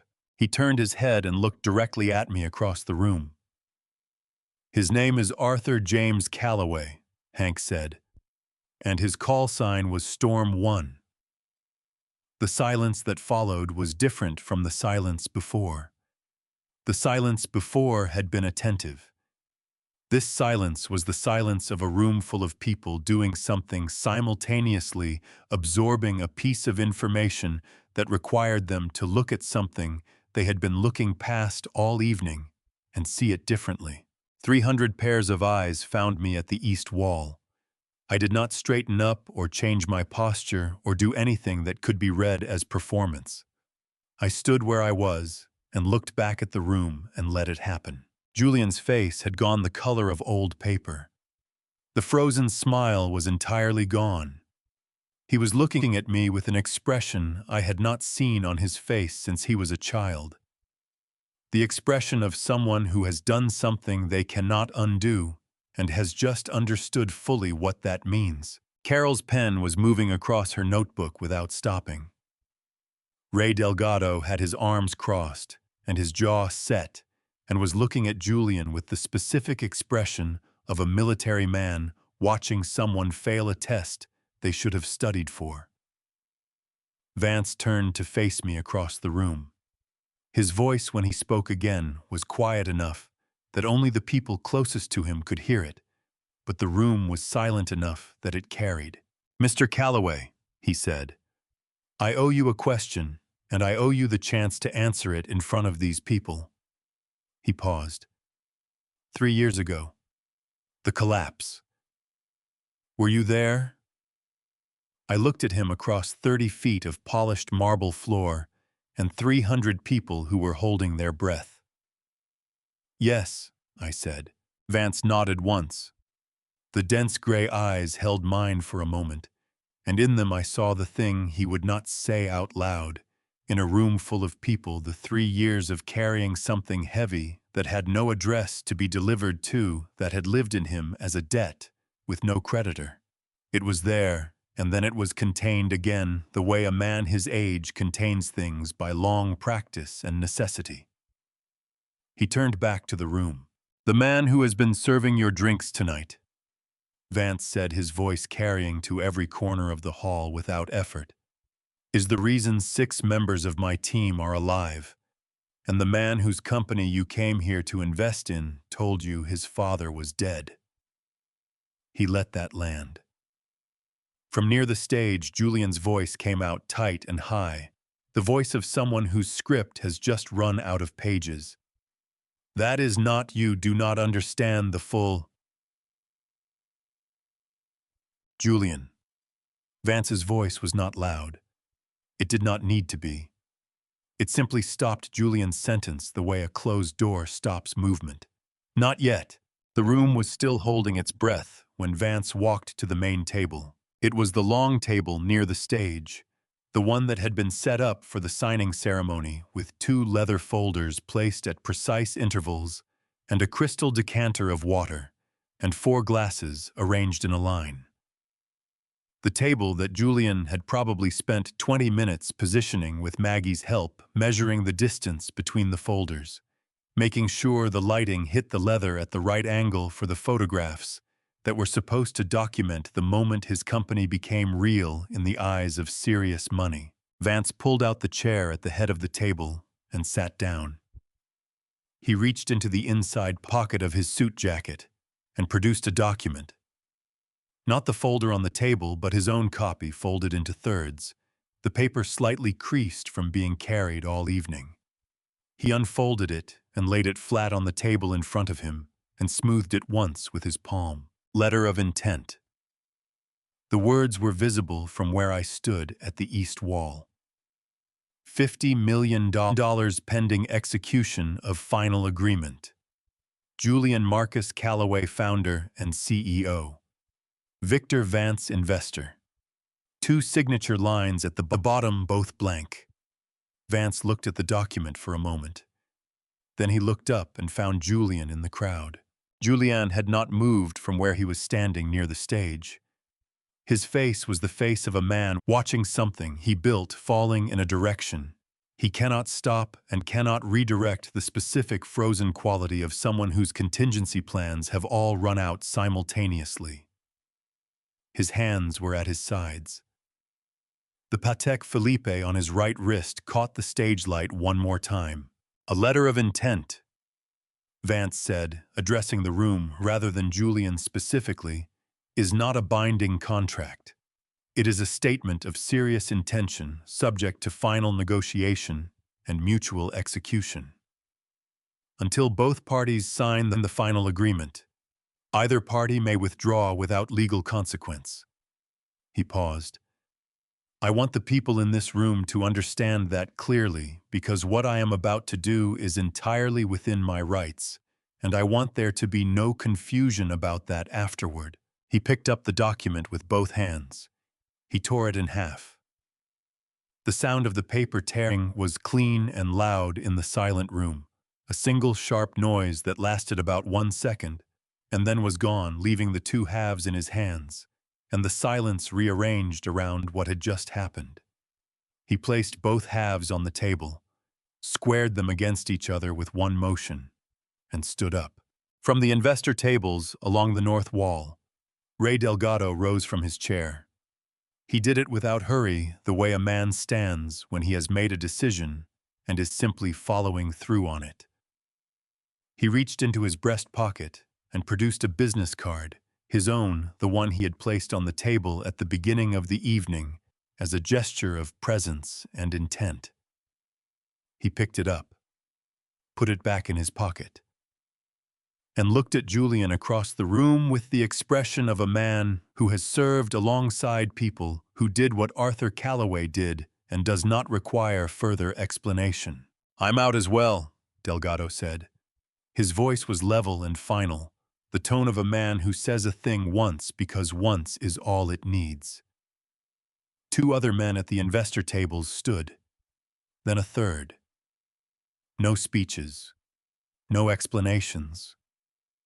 They collected their materials from the table: notebooks, phones, the small leather portfolios that serious investors carry to serious events, and they did it with the quiet efficiency of people who have somewhere else to be and have just decided that this is no longer it. Julian's voice came out in a way I had never heard it before. Tight at the edges, slightly too, the voice of someone whose chest has gone hollow. "Mr. Vance, please, if you would let me explain the context. There are circumstances you are not aware of that." "Julian." Vance's voice was not unkind. That was the thing that struck me most about it. It was not unkind, which made it considerably more final than anger would have been. "I am aware of the context. I have been aware of it for 6 weeks. I came here tonight because I wanted to give you the opportunity to be something other than what the file said you were." He picked up his water glass from the signing table and took a single sip and set it down. "You had that opportunity. You used it to put your father in a catering uniform." The two halves of the letter of intent sat on the table under the event lighting. $50 million split down the middle, edges aligned. Vance came around this table and walked toward me. Not to the stage, not to the exit. To me, at the east wall, where I had been standing with my tray all evening. He stopped 2 feet away.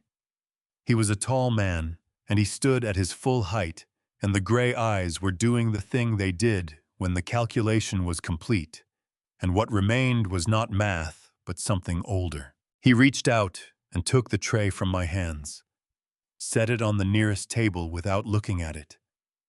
Then he turned back to me and straightened to his full height and did something I had not expected him to do in a room full of 300 people. He bowed his head, not deeply, not theatrically, just a single deliberate inclination of the head, the specific gesture of someone acknowledging a debt. They know they cannot repay, but are determined to acknowledge anyway in front of witnesses on the record.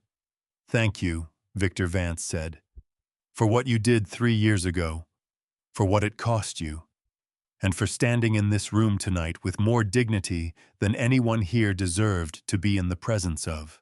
My throat did something I was not prepared for. I kept my face still and breathed through it and did not look away from him. "You're welcome," I said. The words came out even. I was proud of that. Behind Vance, Carol Simmons had stopped writing. She was looking at the two of us with her pen held still above her notebook, and on her face was the expression of a journalist who has just understood that the story she came here to cover is not the story she is going to file. From near the stage, Julian made a sound that was not a word. It was the sound a person makes when the last available structure gives way and there is nothing left to hold on to. His hands came up and gripped the edge of the signing table, and his head dropped forward, and his shoulders came in, and the sound came again, slightly louder. The raw and graceless sound of a man whose performance has finally run out of stage. Vance heard it. Did not turn around.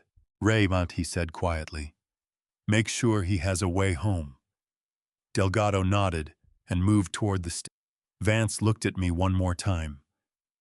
"We have more to discuss," he said. "Tomorrow morning, when this is over." He extended his hand. I shook it. His grip was firm and brief and meant what it was.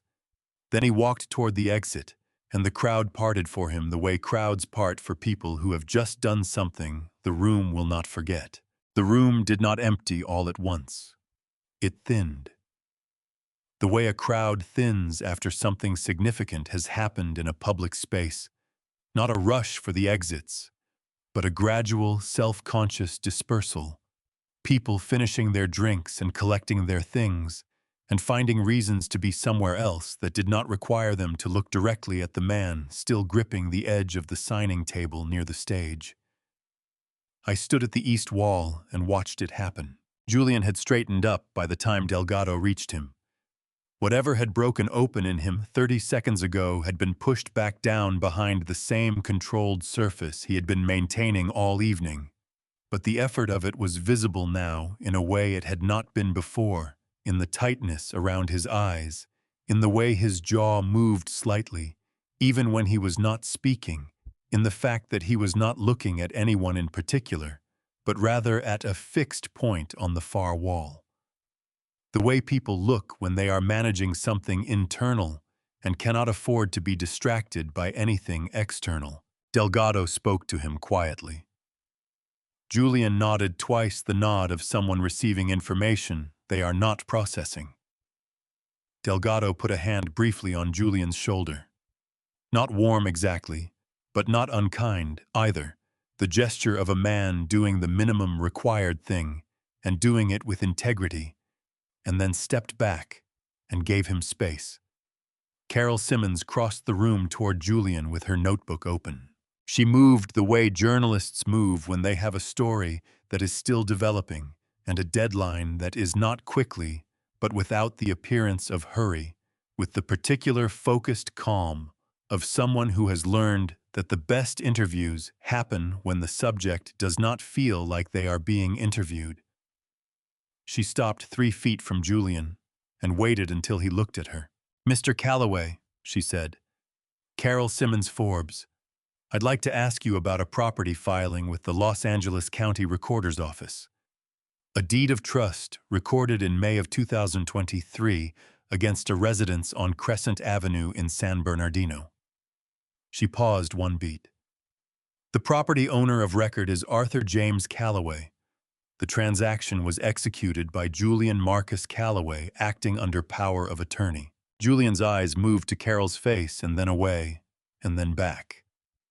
"That is a private family financial arrangement," he said.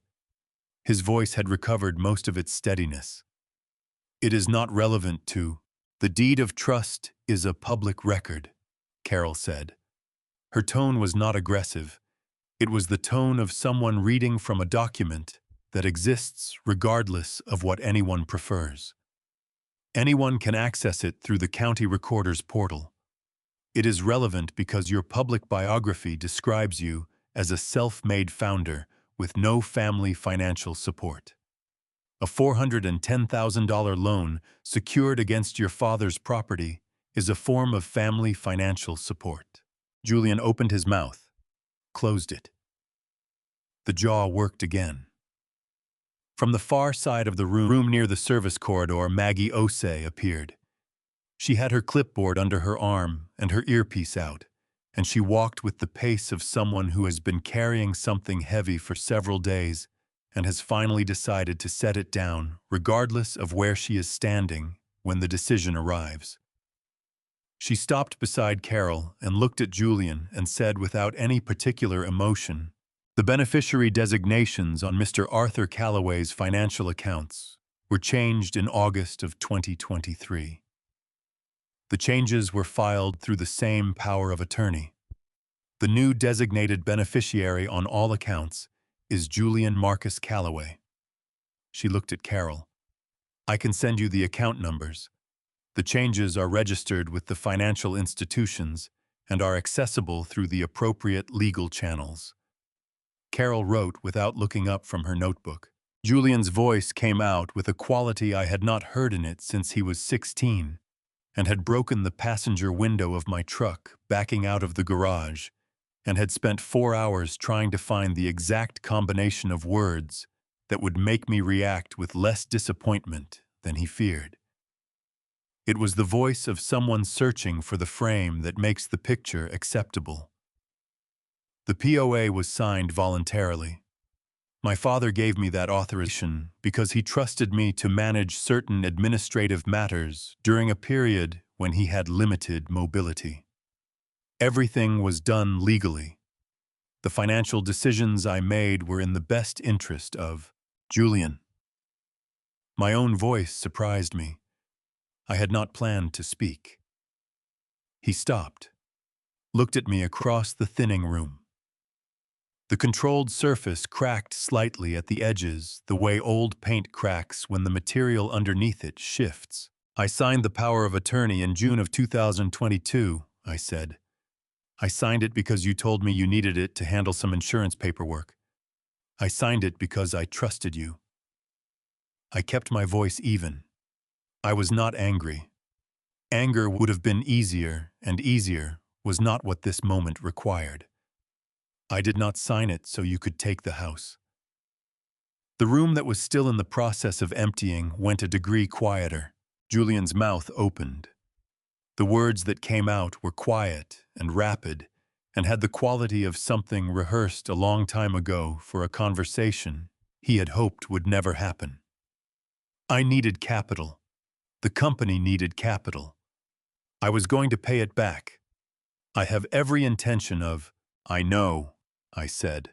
I did know. He had intended to pay it back the same way he had intended to pay back the $180,000 from the machine shop account in 2015. Intention was something Julian had in abundance. It was the thing that came after intention that had always been the problem. Elena was standing near the north windows. She had stopped filming some time ago, I was not sure exactly when, but the phone was at her side now, screen down. She was looking at Julian with an expression that had traveled a long distance from where it had started at the beginning of the evening.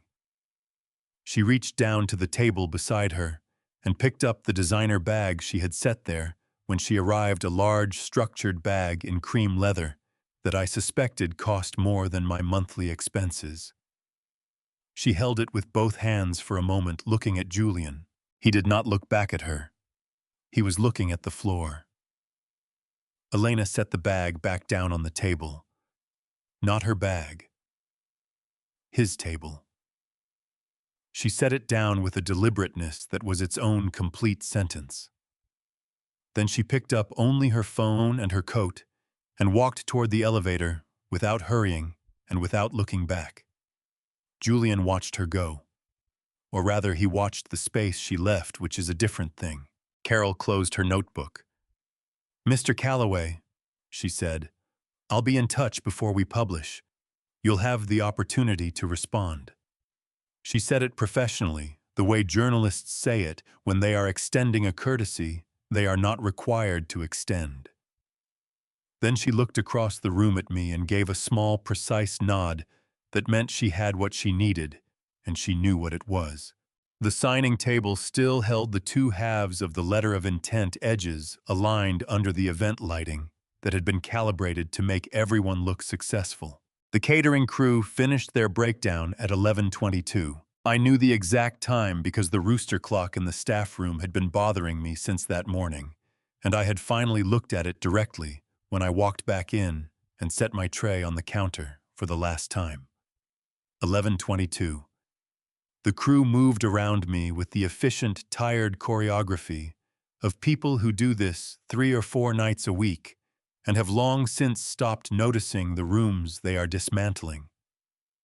Folding tables collapsed and stacked. Linen tablecloths bundled into rolling carts. The crystal glasses that had survived the evening wrapped individually in cloth and nested back into their cases with a care they had not received all night. I changed out of the catering uniform in the staff changing room, folded the shirt along its original creases, folded the trousers, placed the pocket square, still white, still folded into its point on top of the stack, left it on the bench where I had found it that morning. Whoever collected it in the morning would find it in better condition than most returns. I put my own clothes back on, the familiar weight of my field jacket, the worn canvas of the collar, the chest pocket where I kept things I needed to have close, The envelope was still there. Property record. NDA. I pressed my hand flat against the outside of the pocket for a moment, feeling the shape of the folded paper through the fabric. Then I picked up my duffel bag and went to find Hank. I was in the security room at the end of the service corridor, a small room with 2 monitors showing feeds from the building's exterior cameras, and a desk with a logbook and a telephone and a coffee maker that was identical to the one in the staff room and probably came from the same bulk order. He had a paper cup in his hand, and the monitors showed an empty loading dock and an empty street and the quiet south face of the building at 11:30 at night. He looked up when I came in, looked at the duffel bag on my shoulder. "Sit down, Art," he said. I sat in the spare chair against the wall. It was a folding chair the same model as the ones in the staff room, and it was slightly uneven on the concrete floor, tilting a few degrees to the left. I had been sitting in uneven chairs in concrete rooms my whole adult life. It was fine. Hank poured a second cup from the coffee maker and set it on the desk in front of me without asking. The coffee was worse than the morning batch, which had itself been bad, but it was hot and it was there, and those were the 2 things that mattered at 11:30 at night after the kind of evening this had been. We sat without speaking for a while. The monitors showed nothing moving.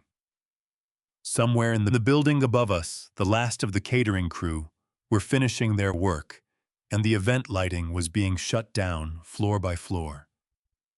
Every few minutes, the quality of the silence changed slightly as another set of lights went off, and another piece of the evening was officially over. "How are you doing?" Hank asked. It was a simple question, and it deserved a simple answer, so I thought about it before I spoke, instead of answering automatically the way people usually do when someone asks how they are doing. I thought about the bus that morning, and the freight entrance, and the catering uniform, and the photograph on my phone, and the 2 documents in my chest pocket, and the sound Julian made when the last investor walked away from the signing table. "I have been better," I said. "I have also been considerably worse." Hank nodded. He drank his coffee. "Vance called me about 20 minutes ago," he said. "His legal team is going to file a complaint with the California Department of Business Oversight about the POA transactions.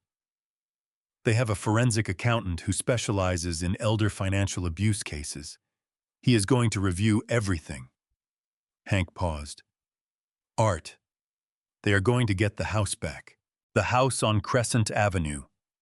3 bedrooms. The garage I had converted. The lemon tree in the backyard that was probably still producing fruit, because lemon trees in San Bernardino do not stop producing just because the people who planted them have moved on." "That will take time," I said. "Yes," Hank said, "but it will happen. Vance is not a man who starts things he does not finish." I believed that. I had spent about 3 hours in Victor Vance's company, and I believed it completely. "And Julian," I said. Hank set his cup down on the desk and looked at the monitors for a moment. On the screen, a car turned onto the street outside, and its headlights swept across the south face of the building, and then it was gone. "Delgado got him into a car about an hour ago. He was not in good shape." He paused carefully. "The Forbes piece will come out. The POA records are public. Carol has the live stream clip. Whatever Julian built it is going to need to be rebuilt from something real this time if he builds it at all." I thought about Julian at 9 years old in the lemon tree, with safety glasses 3 sizes too big. I thought about him at 22 spreading 40 pages of business plan across my kitchen table with his chin lifted and his eyes steady and direct. I thought about the crack in his voice on the phone 9 years ago that I had chosen to believe was genuine. I did not know if it had been genuine. I suspected sitting in a folding chair in a security room at 11:45 in the evening that I would never know for certain, and that not knowing was something I was going to have to find a way to carry. "Hank," I said, "what time does the building open in the morning?" "6:30, he said. "I want to be out before 7. He looked at me. "Where will you go?" "San Bernardino," I said. "There is a shop space on Kendall Drive that has been sitting empty for 3 years. The owner has been trying to lease it at a price nobody wants to pay." I paused. "I know the owner. I think I can get a better rate." Something shifted in Hank's face.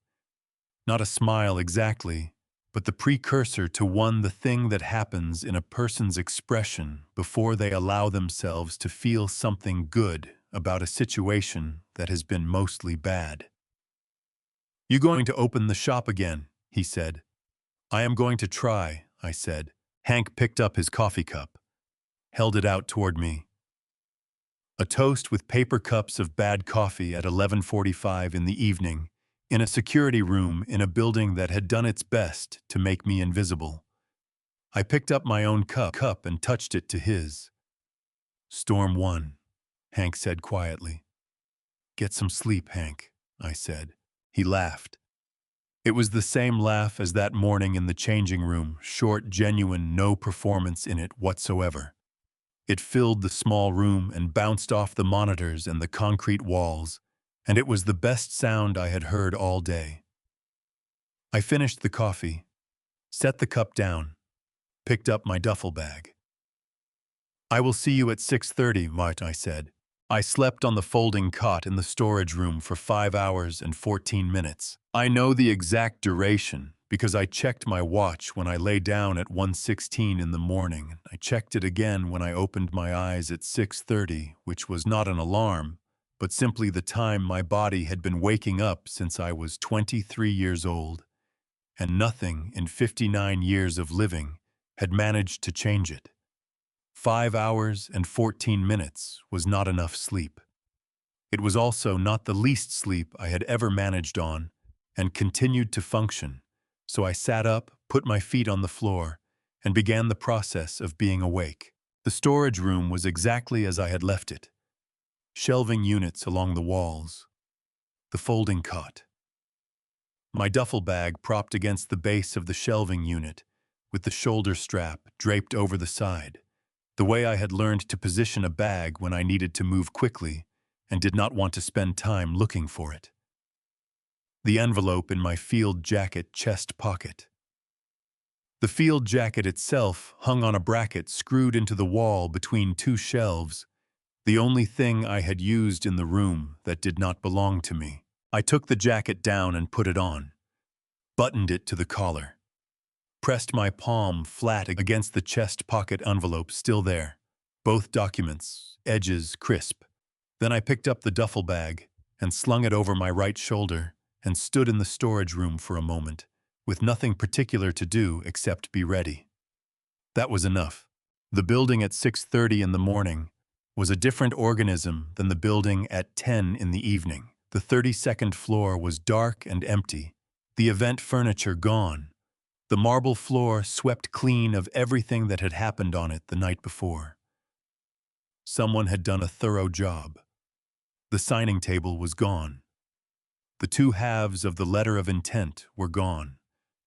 The crystal decanter and the 4 glasses and the leather folders were gone, returned to wherever such things go when the occasion they were brought out for has ended badly. The only thing still in place was the carpet. It ran the full length of the main corridor from the elevator bank at the north end to the main entrance doors at the south end. 40 feet of deep red carpet, the kind that costs more per yard than most people spend on furniture laid for the event and not yet removed. It had been pristine last night when the guests arrived. It was still pristine now because the guests who had walked on it were the kind of guests who wear shoes that do not track anything. I stood at the elevator bank and looked at it. I thought about the freight entrance on the south side of the building, the cardboard sign that said "Vendor Access," the concrete corridor and the fluorescent lights and Maggie waiting with her clipboard, and the black catering uniform folded on the bench. I thought about the text message Julian had sent, use the freight entrance on the south side. Don't come through the lobby. I stepped onto the red carpet and began walking south. My boots were the same boots I had worn getting off the Greyhound bus the morning before. Work boots, the kind built for concrete floors and steel-toed protection, with rubber treads designed to grip surfaces that were trying to make you fall. They were not clean. They had never been clean in any meaningful sense. They were the boots of a man who worked with his hands in places that left marks, and the marks were part of them now, in the way that marks become part of things after enough time and enough use. The treads made contact with the red carpet and left what they left. Not dramatically, not in a gesture of anger or performance or deliberate destruction. Just the natural consequence of boots that had been somewhere real walking across a surface that had not. I did not look down at what I was leaving. I kept my eyes on the entrance doors at the south end and walked at my normal pace, which was the pace of a man who has somewhere to go and is going there. I was halfway down the corridor when a door opened behind me. I heard it, but did not stop walking. The footsteps that followed were uneven, one foot landing harder than the other, the gait of someone who had not slept and was not entirely sure of the ground beneath them. They moved faster than my pace and caught up to me at the 3/4 mark of the corridor. Dad. I stopped, not because the word stopped me. I had heard Julian say that word 10,000 times in 32 years. In every register it is possible to say it in, and I knew all of them. I stopped because stopping was the right thing to do. You do not keep walking when someone is behind you. That was a rule I had held my whole life, and I was not going to abandon it now. I turned around. Julian looked like a man who had spent the night in a building he could not bring himself to leave. His suit jacket was gone. His shirt was untucked, the collar open, the sleeves rolled to the elbow. The Patek Philippe was still on his wrist, which struck me as the kind of detail that persists after everything else has fallen away because it is the last thing a person thinks to remove. His eyes were red at the edges, and there was a quality to his face, a stripped quality, like paint taken down to the primer, that I had not seen since he was very young, and something had genuinely frightened him. He looked at the carpet behind me, at what the boots had left. Then he looked at my face. I need you to know that I know, he said. His voice was rough and unsteady, the voice of someone who has been rehearsing something all night and is discovering in real time that rehearsal does not prepare you for the actual moment. I know what I did. I know what all of it was.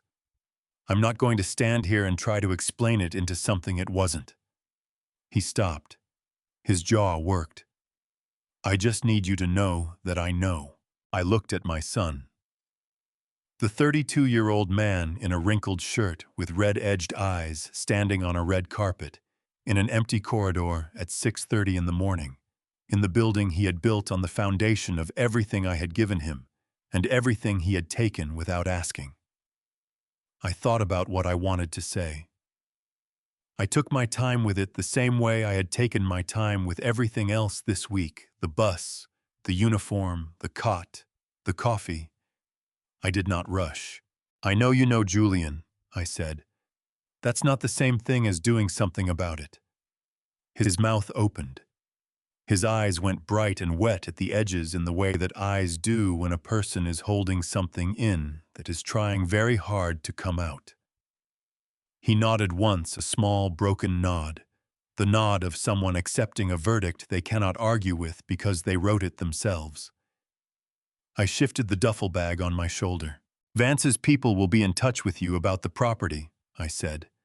Cooperate with them. That's all I'm asking. Julian nodded again. The same small nod. I turned back toward the entrance doors. 2 more steps, and my hand was on the push bar, cold steel, the same temperature as the railing on the balcony the night before.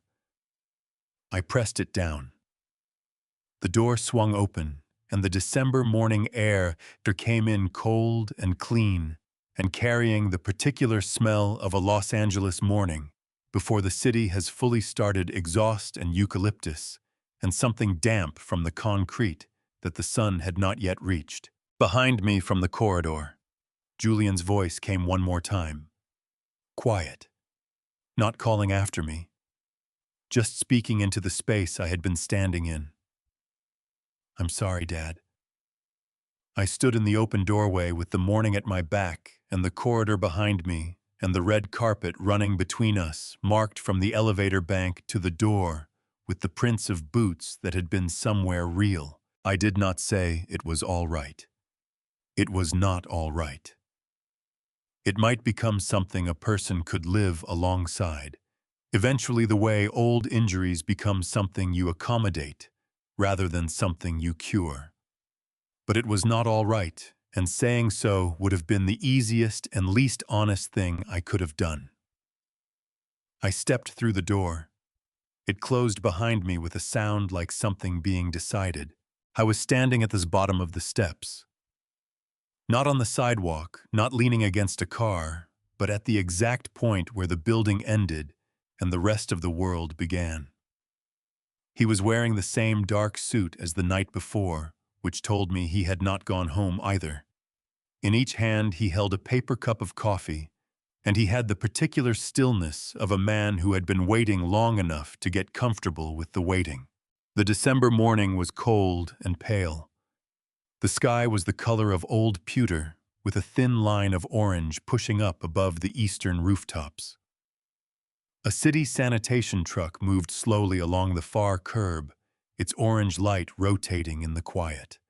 Los Angeles at 6:35 in the morning looked like the earliest rough draft of itself, unfinished, honest, not yet performing anything for anyone.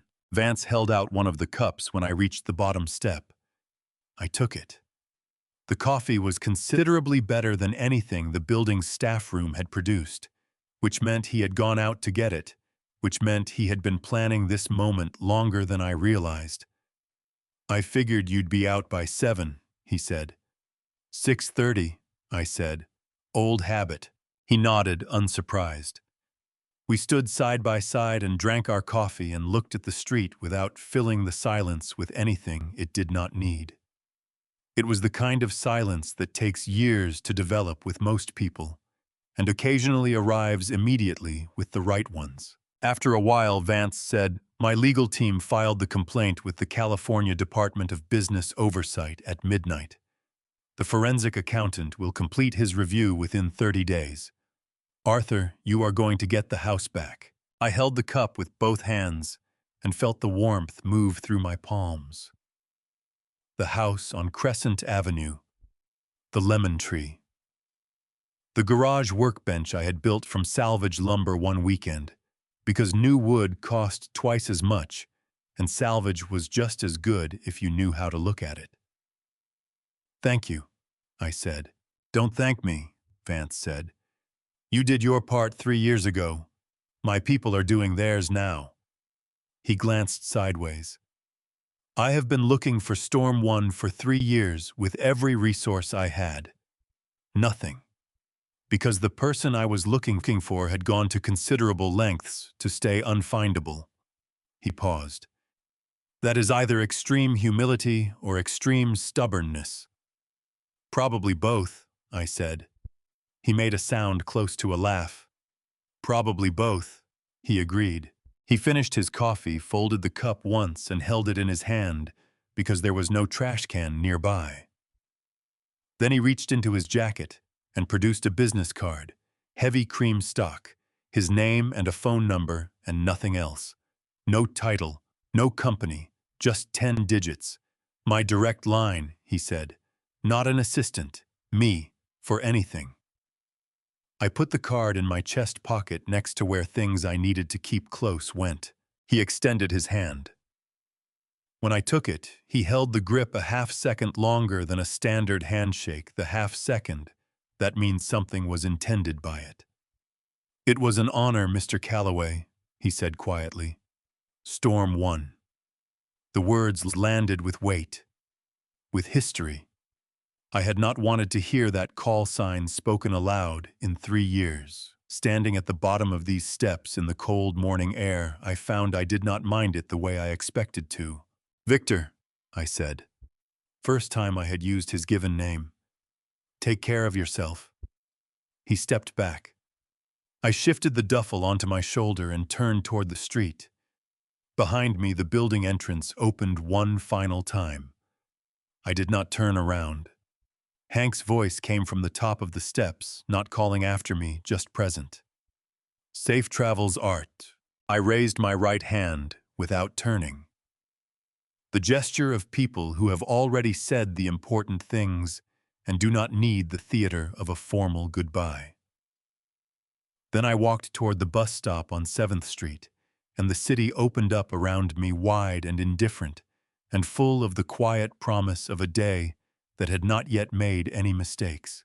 The bus pulled onto the 10 freeway heading east, and I took the envelope from my chest pocket one last time. Property record, NDA. Everything they used to keep me small. I tore it in half, then quarters, then pieces small enough that the wind took them the moment I opened the window, scattered behind us over the freeway like they had never existed. Here is what this grandpa story taught me. God does not ask you to fight every battle. He asks you to stand up straight and let the truth do its work.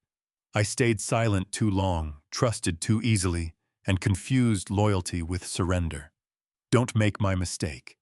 If someone is using your love as a funding source, that is not family, that is a transaction. This family story is mine, but I suspect some of you are living a version of it right now. My personal opinion, the most dangerous person in your life is not a stranger. It is someone who knows exactly how much you are willing to endure before you walk away. These grandpa stories exist because silence helps no one. This family story needed to be told. If this grandpa story found something true in you, leave a comment, share it with someone who needs it, and subscribe so you never miss what comes next. Thank you for staying until the end. The stories ahead contain fictional elements crafted to educate and illuminate. If that is not what you are looking for tonight, no hard feelings, find what feeds your soul. But if you stay, I promise to make it worth your time.